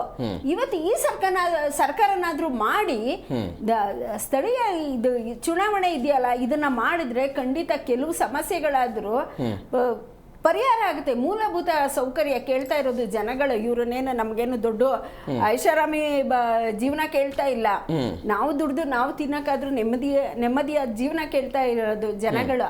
ಅದನ್ನು ಸಿಕ್ಲಿಲ್ಲ ಅಂದ್ರೆ ನಮ್ಮಂತ ಸಾಮಾನ್ಯ ಮನುಷ್ಯರು ಹೆಂಗ್ ಬದುಕಬೇಕು? ಎಸ್ ಮೇಡಮ್, ಬರ್ತೀನಿ. ತಾಯ್ನಾಡು ರಾಘವೇಂದ್ರ ಅವರೇ, ನಿಮ್ಗೆ ನೆನಪಿದೆ ಭದ್ರಾ ಮೇಲ್ದಂಡೆ ಯೋಜನೆಗೆ ಕೇಂದ್ರ ಸರ್ಕಾರ 5,300 ಕೋಟಿ ರೂಪಾಯಿ ಮೀಸಲಿಟ್ಟಿತ್ತು. 5,300 ಕೋಟಿ ರೂಪಾಯಿ. ಇವತ್ತಿನ ತನಕವೂ ಕೂಡ ಆ ವಿಚಾರದಲ್ಲಿ 1 ರೂಪಾಯಿ ಬಿಡುಗಡೆ ಆಗಿಲ್ಲ. ಇದು ಈ ಥರನಾದಂಥ ಅನೇಕ ಹೋರಾಟಗಳು ಅಥವಾ ಅನೇಕ ಪ್ರಯತ್ನಗಳು ಕರ್ನಾಟಕದಲ್ಲಿದೆ. ಈ ರೀತಿಯಾದಂಥ ಅನ್ಯಾಯ ಆಗ್ತಾ ಇದೆ ಅಂತ ರಾಜ್ಯ ಸರ್ಕಾರವು ಹೇಳ್ತಾ ಇದೆ. ಅನೇಕ ಜನ ಇದ್ರ ಬಗ್ಗೆ ಮಾತನಾಡಿದ್ದನ್ನು ನಾವು ಕೇಳಿಸ್ಕೊಂಡಿದ್ದೀವಿ. ಅಂದರೆ ಯಾವ ರಾಜ್ಯ ಸರ್ಕಾರ ಕೇಂದ್ರ ಜೊತೆಗೆ ಸಂಬಂಧವನ್ನು ಸರಿ ಇಟ್ಕೊಳ್ಳದೆ ಹೋದರೆ ಈ ರೀತಿ ಆಗುತ್ತಾ? ನೋಡಿ, ಇವಾಗ ಏನಾಗಿದೆ, ರಾಜಕಾರಣಿಗಳಿಗೆ ರಾಜಕೀಯ ಬಿಟ್ಟು ಬೇರೆ ಅಭಿವೃದ್ಧಿ ಬಗ್ಗೆ ಇಚ್ಛಾಶಕ್ತಿ ಇಲ್ಲ. First point. ಈಗ ನೋಡಿ, ಭದ್ರಾ ಮೇಲ್ದಂಡೆ ಯೋಜನೆ ಆಗದೆ ಇರೋದಕ್ಕೆ ಬರೇ ಇಲ್ಲಿಯ ಲೋಕಲ್ ಸರ್ಕಾರದ ಜೊತೆಗೆ ಅಲ್ಲಿಯ ಎಂಪಿಗಳು ಏನ್ ಮಾಡ್ತಾ ಇದಾರೆ, ಉತ್ತರ ಕರ್ನಾಟಕದ ಎಂಪಿಗಳು ಏನ್ ಮಾಡ್ತಾ ಇದಾರೆ, ಅದ್ರ ಜೊತೆಗೆ ಇವತ್ತು ಏನಾಗಿದೆ ನೋಡಿ, ಈಗ ಅಲ್ಲಿ ಆ ದುಡ್ಡು ಫಂಡ್ ತರೋದಕ್ಕೆ ಇವ್ರಿಗೆ ಇಚ್ಛಾಶಕ್ತಿ ಇಲ್ಲ. ಫಸ್ಟ್ ಆ ರೈತರುಗಳಿಗೆ ಏನ್ ಹೇಳ್ಬೇಕು, ಈ ಎಲೆಕ್ಷನ್ ಆಯ್ತು, ಮುಂದಿನ ಎಲೆಕ್ಷನ್ ಆಯ್ತು, ನಾವು ಭದ್ರಾ ಮೇಲ್ದಂಡೆ ಯೋಜನೆ ನಮ್ ಸರ್ಕಾರ ಬಂದ್ರೆ ಮಾಡ್ತೇವಿ, ನಾವು ಮತ್ತೆ ವಿನ್ ಆದ್ರೆ ಮಾಡ್ತೇವಿ. ಇವ್ರಿಗೊಂದು ವಿಷಯ ಬೇಕಷ್ಟೇನೆ. ಇವತ್ತು ನೋಡ್ರಿ, ಸರ್ಕಾರ ನಮ್ಗೆ ಯಾಕ್ರಿ ಬೇಕು? ಸರ್ಕಾರ ಬೇಕಾಗಿರೋದು ಏನಕ್ಕೆ? ಮೂಲಭೂತ ಸೌಕರ್ಯಗಳನ್ನ ಒದಗಿಸೋದಕ್ಕೆ. ನೀವು ಪಂಚಾಯತಿಗಳಿಗೆ ಬರೋಂತ ಅನುದಾನವನ್ನ ಇವತ್ತು ಕೇಂದ್ರ ಸರ್ಕಾರದ ತಗೊಳ್ಳೋಂತ ತಾಕತ್ತಿಲ್ಲ ನಮ್ಮ ಕರ್ನಾಟಕ ಸರ್ಕಾರಕ್ಕೆ ಅಂದ್ರೆ ಇವರಿಗೆ ನಾಚಿಕೆ ಮನ ಮರ್ಯಾದೆ ಆಗಲ್ವಾ? ಹಾಗಾದ್ರೆ ಈಗ ನೋಡಿ, ಲೋಕಲ್ ಬಾಡಿ ಎಲೆಕ್ಷನ್ ಇವ್ರು ಒಂದೇ ಒಂದ್ ದೃಷ್ಟಿ ಇವರಿಗೆ, ಲೋಕಲ್ ಬಾಡಿ ಎಲೆಕ್ಷನ್ ಮಾಡಿದರೆ ಅಥವಾ ಇಲ್ಲಿ ಮಹಾನಗರ ಪಾಲಿಕೆ ಎಲೆಕ್ಷನ್ ಮಾಡಿದ್ರೆ ನನಗ್ ಬರೋಂತ ಕಮಿಷನ್, ನನಗ್ ಬರೋಂತ ಜನಗಳು, ನನ್ನ ಒಂದಿಷ್ಟು ಏನು MLA ಗಳ ಹೆಸರುಗಳು ತಪ್ಪೋಗುತ್ತೆ ಅನ್ನೋ ಒಂದೇ ಒಂದು ದೃಷ್ಟಿಯಿಂದ ಇವರೆಲ್ಲ ಅಭಿವೃದ್ಧಿಗಳನ್ನು ಹಾಳು ಮಾಡಿ ಇವತ್ತು ಲೋಕಲ್ ಬಾಡಿ ಎಲೆಕ್ಷನ್ ಗಳು ಮಾಡ್ತಾ ಇಲ್ಲ. ಇವರ ಬೇಕಾಗಿರೋದಿಷ್ಟೇ.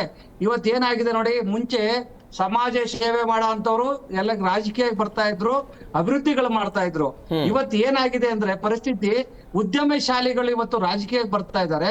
ಅವ್ರು ಏನಪ್ಪಾ ಅವ್ರಿಗೆ ಅಂದ್ರೆ, ಉದ್ಯಮಶಾಲಿಗಳು ನಮ್ಮ ಜನಗಳು ಫಸ್ಟ್ ಬುದ್ಧಿ ಬರ್ಬೇಕು, ನಮ್ಮವ್ರು 500 ರೂಪಾಯಿ 1000 ರೂಪಾಯಿ ಓಟಿಗೆ ದುಡ್ಡು ಕೊಟ್ಟರಿಗೆ ಓಟ್ ಹಾಕ್ತಾರೆ, ಅವರು ಒಂದಿಷ್ಟು ಬಂಡವಾಳ ಹಾಕ್ತಾರೆ. ಆ ಬಂಡವಾಳವನ್ನ ರಿಕವರಿ ಮಾಡ್ಕೊಳ್ಳೋದಕ್ಕೆ ಈ ತರ ಯಾವುದೇ ಅನುದಾನಗಳು ಬೇಕಾಗಿಲ್ಲ, ಅವರಿಗೆ ಯಾವುದೇ ಲೋಕಲ್ ಎಲೆಕ್ಷನ್ ಬೇಕಾಗಿಲ್ಲ.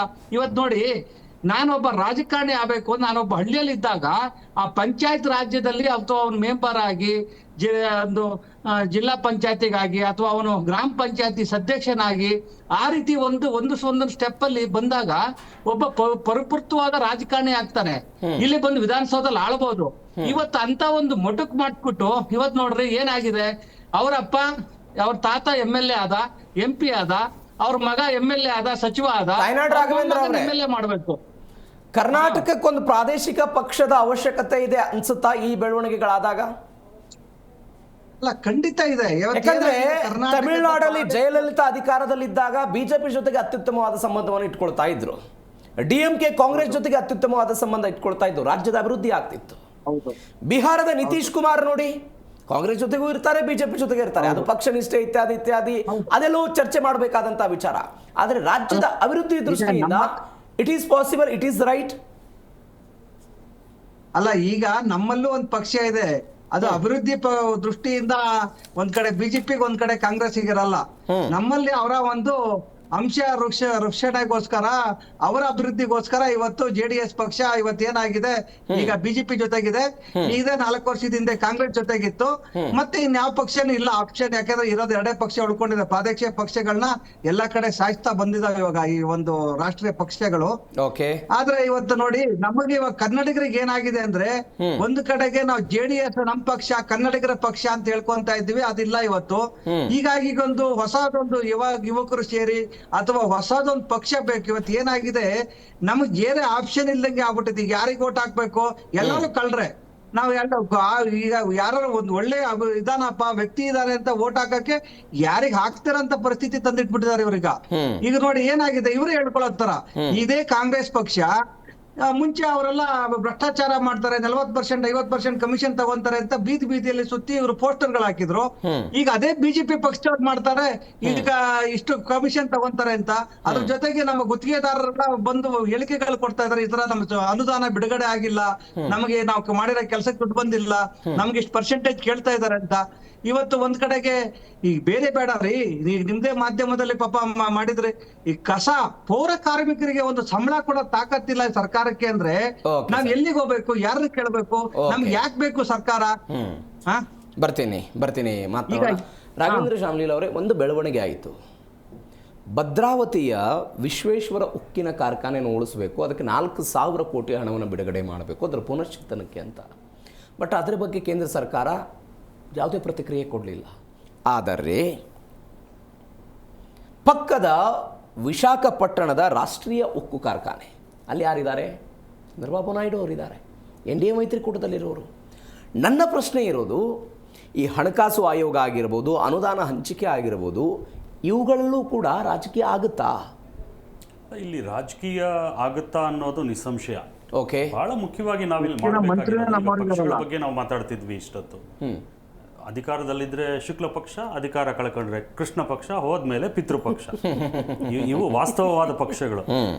ಇನ್ನು 100 ಪಕ್ಷ ಬರ್ಲಿ, ಮನೋಧರ್ಮ ಬದಲಾಗದೆ ಇದ್ರೆ, ಇಚ್ಛಾಶಕ್ತಿ ಪ್ರಬಲವಾಗದೆ ಇದ್ರೆ ಎಷ್ಟು ಪಕ್ಷಗಳು ಬಂದು ಏನಾಯ್ತು? ಈಗ ಆಮ್ ಆದ್ಮಿ ಪಕ್ಷ ಬಂದು ಡೆಲ್ಲಿಯಲ್ಲಿ ಏನಾಯ್ತು? ಶೇಷ್ ಮಹಲ್ ನೋಡಿದ್ರೆ ಇದು ಆಮ್ ಆದ್ಮಿ ಪಕ್ಷದವ್ರು ಕಟ್ಟಿದ್ದ ಅಂತ ಅನ್ಸುತ್ತೆ. ಹಾಗಾಗಿ ಪ್ರಾದೇಶಿಕ ಪಕ್ಷ ಬೇಕಾ ಬೇಡವಾ ಬೇರೆ ಚರ್ಚೆ. ಮೂಲಭೂತವಾಗಿ ಇಲ್ಲಿ ಪ್ರಶ್ನೆ ಇರುವಂತದ್ದು ಅನುದಾನ ಹಂಚಿಕೆ ಆಗಿದೆ, ಅದರಲ್ಲಿ ಖೋತ ಆಗಿದೆ ಅಂತ ಹೇಳಿದ್ರೆ 3 ಕಾರಣ ಅಷ್ಟೇ, ಬೇರೆ ಕಾರಣ ಇಲ್ಲ. ಮೊದಲನೇದು, ನೀವು ಚುನಾವಣೆಗಳನ್ನ ನಡೆಸಿಲ್ಲ. ಅಲ್ಲ, ಒಂದ್ಸಗೆ ನಾನು ಅವ್ರಿಗೆ ಕೇಳಿರೋ ಪ್ರಶ್ನೆ ನಿಮ್ಗೆ ಕೇಳ್ತೀನಿ, ಆ ಮಾನದಂಡ ಸರಿನಾ ಅಂತ ನನ್ನ ಪ್ರಶ್ನೆ ಹೇಳ್ತಾ ಇಲ್ಲ. ಇಲ್ಲಾಂದ್ರೆ ಅಧಿಕಾರ ವಿಕೇಂದ್ರೀಕರಣ ಯಾಕೆ ಮಾಡಿದ್ರಿ? ಆ ಮಾನದಂಡ ಯಾಕೆ ಸರಿ ಅಂತ ಹೇಳಿದ್ರೆ, ರಾಜ್ಯದಿಂದ ಕೂಡ ಹಂಚಿಕೆಯಲ್ಲಿ ಈಗ ನಮ್ಮಲ್ಲೇನೆ ಪ್ರಾದೇಶಿಕ ಅಸಮತೋಲನ ಇಲ್ವೇ? ಯಾಕೆ ಈ ವಿಶೇಷ ಯೋಜನೆಗಳನ್ನ ಹಮ್ಮಿಕೊಳ್ಳುತ್ತೆ ಕೇಂದ್ರ ಸರ್ಕಾರ ಅಂತ ಯಾವುದೇ ಪಕ್ಷ ಅಧಿಕಾರದಲ್ಲಿರ್ಲಿ ಅಂತಂದ್ರೆ, ಒಂದು ಮಿನಿಮಮ್ ಸರ್ವಿಸ್ ಸ್ಟ್ಯಾಂಡರ್ಡ್ ಅಂತ ಇರ್ಲಿ ರಾಷ್ಟ್ರದಾದ್ಯಂತ. ಪ್ರಾದೇಶಿಕ ಅಸಮತೋಲನ ಇರೋದು ಸತ್ಯ, ರಾಜಕೀಯ ಪ್ರಾತಿನಿಧಿತ್ವದಲ್ಲಿ ಅಸಮತೋಲನ ಇರೋದು ಸತ್ಯ. ಆದರೆ ಭಾರತದಾದ್ಯಂತ ಒಂದು ಸಮಾನತೆ ಯಾವ್ದ್ರಲ್ಲಾದ್ರೆ ಕನಿಷ್ಠ ಪಕ್ಷ ಬರಬೇಕು ಅಂತ ಹೇಳಿದ್ರೆ, ಸೇವೆಗಳನ್ನ ಕೊಡ್ತಕ್ಕಂತಹ ಮಾನದಂಡಗಳಲ್ಲಾದ್ರೂ ಕನಿಷ್ಠತಮವಾದಂತಹ ಒಂದು ಸ್ಟ್ಯಾಂಡರ್ಡ್ಸ್ ಅನ್ನ ಮೇಂಟೈನ್ ಮಾಡೋಣ ಅನ್ನೋ ಕಾರಣಕ್ಕೆ ಈ ಒಂದು ಅಲೋಕೇಶನ್ಸ್ ಕೊಡೋದು. ಇದರಲ್ಲಿ ಕೂಡ ಹಣಕಾಸು ಆಯೋಗ ರೆಕಮೆಂಡ್ ಮಾಡಬಹುದು. ಫೈನಲಿ ನೀವು ಪರ್ಟಿಕ್ಯುಲರ್ ಮಿನಿಸ್ಟ್ರೀಸ್ ಜೊತೆ ಮಾತಾಡಬೇಕು. ಯಾಕೆ ನಿಮ್ಮ ವ್ಯಾಪಾರ ಸಂಬಂಧಿ ವಹಿವಾಟುಗಳಿಗೆ ಕೂತ್ಕೊಳ್ಳಲ್ವೇ? ಮದುವೆ ಪ್ರಸ್ತಾಪಗಳಿಗೆ ಕೂತ್ಕೊಳ್ಳಲ್ವೇ? ಬೆಂಗಳೂರಿನಲ್ಲೇ ಆ ಪಕ್ಷದ ಶಾಸಕರು ಈ ಪಕ್ಷದ ಶಾಸಕರು ಬೀಗರಾಗಲ್ವೇ? ಯಾಕೆ ರಾಜ್ಯದ ಅಭಿವೃದ್ಧಿ ವಿಷಯ ಬಂದಾಗ ಈ ಒಂದು ಮನೋಧರ್ಮ ಪ್ರದರ್ಶನ ಮಾಡೋದಿಲ್ಲ ನೀವು? ಪಕ್ಷಗಳನ್ನ ಹೊರತುಪಡಿಸಿ ಇಂಟರ್ ಪಾರ್ಟಿ ಮ್ಯಾರೇಜಸ್ ಆಗಿವೆ, ಇಂಟರ್ ಪಾರ್ಟಿ ಬಿಸಿನೆಸ್ ಡೀಲ್ಸ್ ಆಗಿವೆ. ರಾಜ್ಯದ ಹಿತಕ್ಕೆ ಸಂಬಂಧಪಟ್ಟ ಹಾಗೆ ಬಂದ್ರೆ ಯಾಕೆ ಸುಮ್ಮನೆ ನಾವು ಬೇರೆ ಅವ್ರು ಬೇರೆ ಅಂತ ತೋರಿಸ್ತೀರಾ? ಏನಿಲ್ಲ, ಅಲ್ಟಿಮೇಟ್ಲಿ ನೀವೆಲ್ಲ ಜನಪ್ರತಿನಿಧಿಗಳು.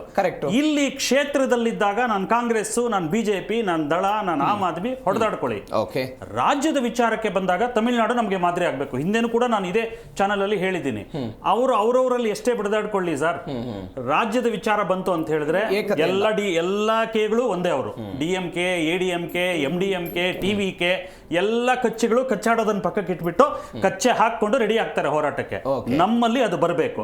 ಅಂಡ್ ಈ ಮೂಲಭೂತವಾದಂತ ತಮ್ಮ ಪ್ರಶ್ನೆ ಏನಿದೆ, ಈ ಒಂದು ಲೋಕಲ್ ಬಾಡೀಸ್ಗೆ ಕೊಡ್ತಾ ಇರುವಂತ ಹಣದ ಒಂದು ಅನುದಾನ ಏನಿದೆ, ಅದನ್ನ ಎಲೆಕ್ಷನ್ಗೆ ನಾವು ತಾಳೆ ಹಾಕೋದು ಸರಿನಾ ಅಂತಂದ್ರೆ ಆ ಮಾನದಂಡ ಸರಿನಾ ಅಂತ. ಆ ಹಣ ಕೊಟ್ಟಿರೋದೇ ಆ ಮಾನದಂಡಕ್ಕೋಸ್ಕರ. ಅಂದರೆ ಆ ಒಂದು ಸ್ಥಳೀಯ ಸಂಸ್ಥೆ ತನ್ನ ಒಂದು ಬೆಳವಣಿಗೆಗೆ ಈ ಪ್ರೀ ಡಿಫೈನ್ಡ್ ಪ್ರೋಗ್ರಾಮ್ಸ್ ಅಡಿನಲ್ಲಿ ಈ ಹಣವನ್ನು ಬಳಸ್ಕೊಳ್ಳಿ, ರಾಜ್ಯ ಸರ್ಕಾರಕ್ಕೆ ಕೊಟ್ಟು ಸುಮ್ಮನಾದ್ರೆ ಅದು ಅಲ್ಲಿಗೆ ಸೇರಲ್ಲ ಅನ್ನೋ ಕಾರಣಕ್ಕೆ. Okay okay okay. ಇಲ್ಲಾಂದ್ರೆ ಸ್ಟೇಟ್ಗೆ ಅಲೋಕೇಟ್ ಮಾಡಿ ಸುಮ್ಮನಾಗ್ಬೋದಿತ್ತಲ್ಲ. ಅಲ್ಲ, ಇವನ್ ಆರೋಗ್ಯದ್ದು ಅಷ್ಟೇ. ಆರೋಗ್ಯಕ್ಕೆ ಬೇಸಿಕಲಿ ಕೊಡ್ತಾ ಇರೋದು PHCಗಳಿಗೆ. ಹೌದು ಹೌದು. ಇದು ಈ ಡೀಟೇಲ್ಸ್ ಗೊತ್ತಿಲ್ದಿರ ನಾವು ಮಾತಾಡಿದ್ರೆ ಏನಾಗುತ್ತೆ, ಸುಮ್ಮನೆ ಕೆಸರೆ ಚಾಟ ಆಗುತ್ತೆ. PHCಗಳು ಬಲವರ್ಧನೆ ಆಯ್ತು ಅಂತ ಹೇಳಿದ್ರೆ ಹೆಲ್ತ್ ಕೇರ್ ಅಲ್ಲಿ ಒಂದು ಮಿನಿಮಮ್ ಸ್ಟ್ಯಾಂಡರ್ಡ್ ಎಲ್ಲರಿಗೂ ಸಿಗುತ್ತೆ ಕರೆಕ್ಟ್ ಅನ್ನೋ ಕಾರಣಕ್ಕೆ ಕೊಡ್ತಾ ಇರುವಂತದ್ದು. ಅಲ್ಲಿ ಆ ಸ್ಥಳೀಯ ಸಂಸ್ಥೆಗಳಲ್ಲಿ ನೀವು ಆರೋಗ್ಯ ಇಲಾಖೆ ಹೇಳಿದ್ರೆ ಕೇಂದ್ರ ಸರ್ಕಾರದವರು ಹೇಳ್ತಿದ್ದಾರೆ, ಕರ್ನಾಟಕ ರಾಜ್ಯ ಸರ್ಕಾರ ಆರೋಗ್ಯ ಇಲಾಖೆ ವಿಚಾರಕ್ಕೆ ಸಂಬಂಧಪಟ್ಟಂತೆ ಆ ಅನುದಾನಕ್ಕೆ ಸಂಬಂಧಪಟ್ಟಂತೆ ಯಾವುದೇ ಒಂದು ದಾಖಲಾತಿಯನ್ನೇ ನಮಗೆ ಸಲ್ಲಿಸಿಲ್ಲ ಅಂತ ಅವ್ರು ಹೇಳ್ತಾ ಇದ್ದಾರೆ. ಈಗ ಒಂದು ಸಿಂಪಲ್ ಪ್ರಶ್ನೆ ಸರ್, ನಾನೇ ಒಂದು site cum home construction, house ಕನ್ಸ್ಟ್ರಕ್ಷನ್ಗೆ ಲೋನ್ ತಗೊಳ್ತೀನಿ ಅಂತ ಇಟ್ಕೊಳ್ಳಿ. ಓಕೆ, ಲೋನ್ಗೆ ಅಪ್ಲೈ ಮಾಡಿದೆ, ನನಗೆ ಎಲ್ಲ ಎಲಿಜಿಬಿಲಿಟಿ ಇತ್ತು, ಲೋನ್ ಗ್ರಾಂಟ್ ಆಯ್ತು, ಪೂರ್ತಿ ಹಣ ಕೊಟ್ಬಿಡ್ತಾರ ನನಗೆ? ಓಕೆ, ಕೊಡಲ್ಲ ಅಲ್ವಾ. ನಾನು ಫಸ್ಟ್ ಸೇಲ್ ಅಗ್ರಿಮೆಂಟ್ ತೋರಿಸ್ಬೇಕು ಅವ್ರಿಗೆ. ಅದಾದ್ಮೇಲೆ ಅವನು ಡಿಡಿ ರೆಡಿ ಮಾಡ್ತಾರೆ, ಅವರ ಪ್ರತಿನಿಧಿನೇ ಬಂದು ಮಾರ್ಟ್ಗೇಜ್ ಎಲ್ಲ ಮಾಡಿಸಿ ರಿಜಿಸ್ಟ್ರೇಷನ್ ಮಾಡಿಸಿ ಉಳಿದಿರೋ ಹಣನ ಯಾರು ಮಾಡ್ತಿದ್ದಾರೆ ಅವ್ರಿಗೆ ಕೊಡ್ತಾರೆ. ನಂತರದಲ್ಲಿ ನಾನು ಕನ್ಸ್ಟ್ರಕ್ಷನ್ಗೆ ಹೋದೆ ಅಂತ ಹೇಳಿದ್ರೆ ಹಂತ ಹಂತದಲ್ಲಿ ದಾಖಲಾತಿ ಕೊಟ್ರೆ ಅಲ್ವೇ ನನಗೆ ಬಿಡುಗಡೆ ಮಾಡೋದು. ಯಾಕಶ್ಚಿತ್ 50,000 ರೂಪಾಯಿ 50 ಲಕ್ಷ ಬ್ಯಾಂಕ್ ಲೋನ್ಗೆ ಇದನ್ನ ಮಾಡ್ತಾರೆ ಅಂತ ಹೇಳಿದ್ರೆ we are talking about 15,583 crores. ಇದು ಯಾರಪ್ಪನ ಮನೆ ಹಣನೂ ಅಲ್ಲ ಸರ್, ಕೇಂದ್ರ ಸರ್ಕಾರದ್ದು ಅಲ್ಲ, ನಮ್ಮ ರಾಜ್ಯ ಸರ್ಕಾರದ್ದು ಅಲ್ಲ, ಭಾರತೀಯರ ಹಣ. ಇದಕ್ಕೆ ಉತ್ತರದಾಯಿತ್ವ ನಾವು ಕೊಡ್ಲೇಬೇಕು ಯಾರೇ ಅಧಿಕಾರದಲ್ಲಿದ್ರು. ಇನ್ಫ್ಯಾಕ್ಟ್ ನಮಗೆ ಮಾತ್ರ ಯಾವ್ದಾಗಬೇಕು ಅಂದ್ರೆ ಯಾವುದೇ ಪಕ್ಷ ಇರಲಿ, ಹಿಂದೆ ಇದು ನಡೆದಿತ್ತು, ಎಸ್ಪೆಷಲಿ ಪಂಚಾಯತ್ ರಾಜ್ ಇಲಾಖೆಗೆ.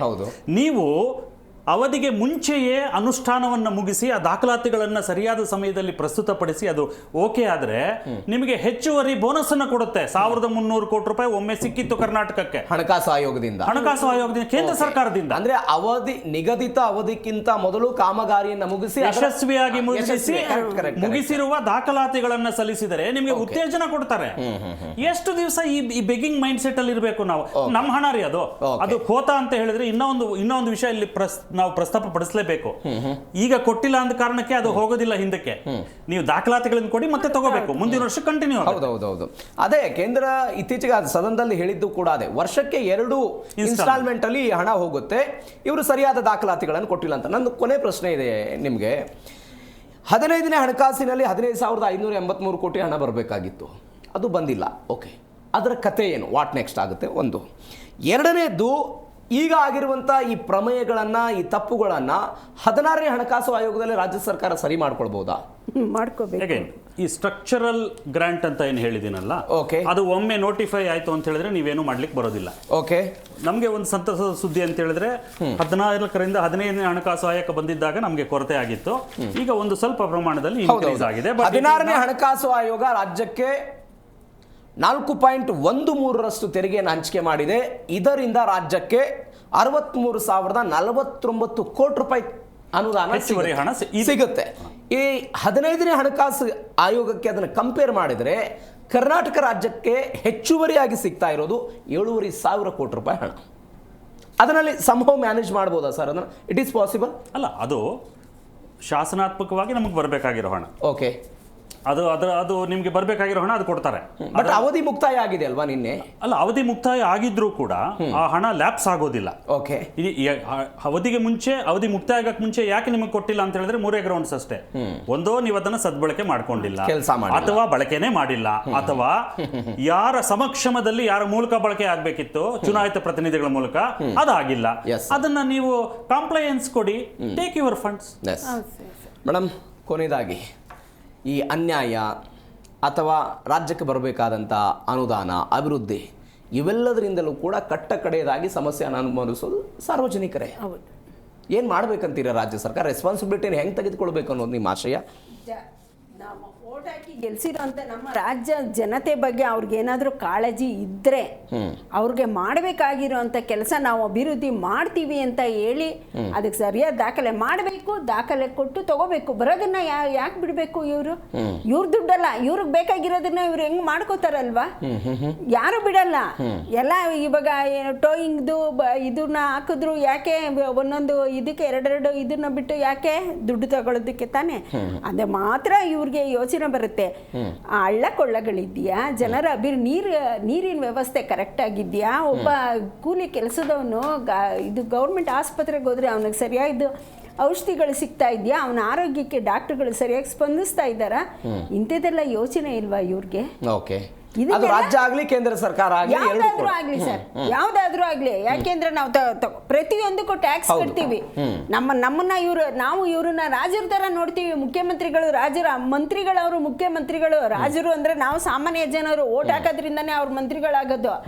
ನಮ್ಮ ಬಗ್ಗೆ ಇವ್ರ ಕಾಳಜಿ ಇಲ್ಲ ಅಂದ್ಮೇಲೆ ಇವ್ರು ಯಾಕಿರ್ಬೇಕು? ಓಕೆ, ಇವ್ರಿಗೆ ಬರೀ ಅಲ್ಲಿ ಎಲೆಕ್ಷನ್, ನಿಮ್ಮ ರಾಜಕೀಯ ಕೆಸರಾಟವನ್ನ ಬದಿಗಿಡಿ, ಜನರಿಗಾಗಿ ಕೆಲಸ ಮಾಡಿ ಅನ್ನೋದು ನಿಮ್ಮ ಆಶಯ. ಜನರಿಗೋಸ್ಕರನೇ ಸರ್. ಇವ್ರು ಇವತ್ತು ಯಾರಿಗೋಸ್ಕರ? ಅವ್ರಿಗೋಸ್ಕರ ಎಲೆಕ್ಷನ್ ನಿಂತ್ಕೋಬಹುದು, ಆದ್ರೆ ನಾವು ಓಟ್ ಹಾಕೋದ್ರಿಂದಾನೇ ಅವ್ರು ಗೆಲ್ಲೋದು. ಅದು ಜನಗಳ ಬಗ್ಗೆ ಅವ್ರ ಕಾಳಜಿ ಇರಬೇಕು. ನಾನು ಹೇಳೋದು, ಒಬ್ಬ ಸಾಮಾನ್ಯ ಮನುಷ್ಯನ್ಗೆ ಏನ್ ಸಿಗಬೇಕು ಮೂಲಭೂತ ಸೌಕರ್ಯ, ಅದನ್ನ ಕರೆಕ್ಟ್ ಆಗಿ ಮಾಡೋ ಅಂತ ವ್ಯಕ್ತಿ ಬರಬೇಕು ಸರ್ ಅಧಿಕಾರಕ್ಕೆ. ಅವಾಗ್ಲೇನೆ ನಮ್ಮ ರಾಜ್ಯ ಉದ್ಧಾರ ಆಗುತ್ತೆ. ಥ್ಯಾಂಕ್ ಯು ಸೋ ಮಚ್ ಇಬ್ಬರಿಗೂ ಕೂಡ ಚರ್ಚೆಯಲ್ಲಿ ಭಾಗವಹಿಸಿದ್ದಕ್ಕೆ. ತಾಯ್ನಾಡು ರಾಘವೇಂದ್ರ ಅವರಿಗೂ ಕೂಡ ಧನ್ಯವಾದಗಳು ನಮ್ಮ ಜೊತೆ ಮಾತನಾಡಿದ್ದಕ್ಕೆ. ಇಂಥದ್ದೊಂದು ಚರ್ಚೆ ಆಗ್ತಾ ಇದೆ. ರಾಜ್ಯ ಸರ್ಕಾರ ಇದನ್ನು ಹೆಂಗೆ ತೆಗೆದುಕೊಂಡು ಹೋಗುತ್ತೆ? ರಾಜ್ಯಕ್ಕೆ 15,583 ಕೋಟಿ ರೂಪಾಯಿ ವಾಪಸ್ ಬರ್ತಾ ಕಾದ್ ನೋಡೋಣ. ಇದರೊಂದಿಗೆ ಇವತ್ತಿನ ಮೆಗಾ ಸುದ್ದಿಯನ್ನು ಮುಗಿಸ್ತಾ ಇದ್ದೀನಿ. ನೋಡ್ತಾ ಇರಿ ಜೀ ಕನ್ನಡ ನ್ಯೂಸ್, ಸತ್ಯವೇ ಸುದ್ದಿಯ ಜೀವಾಳ.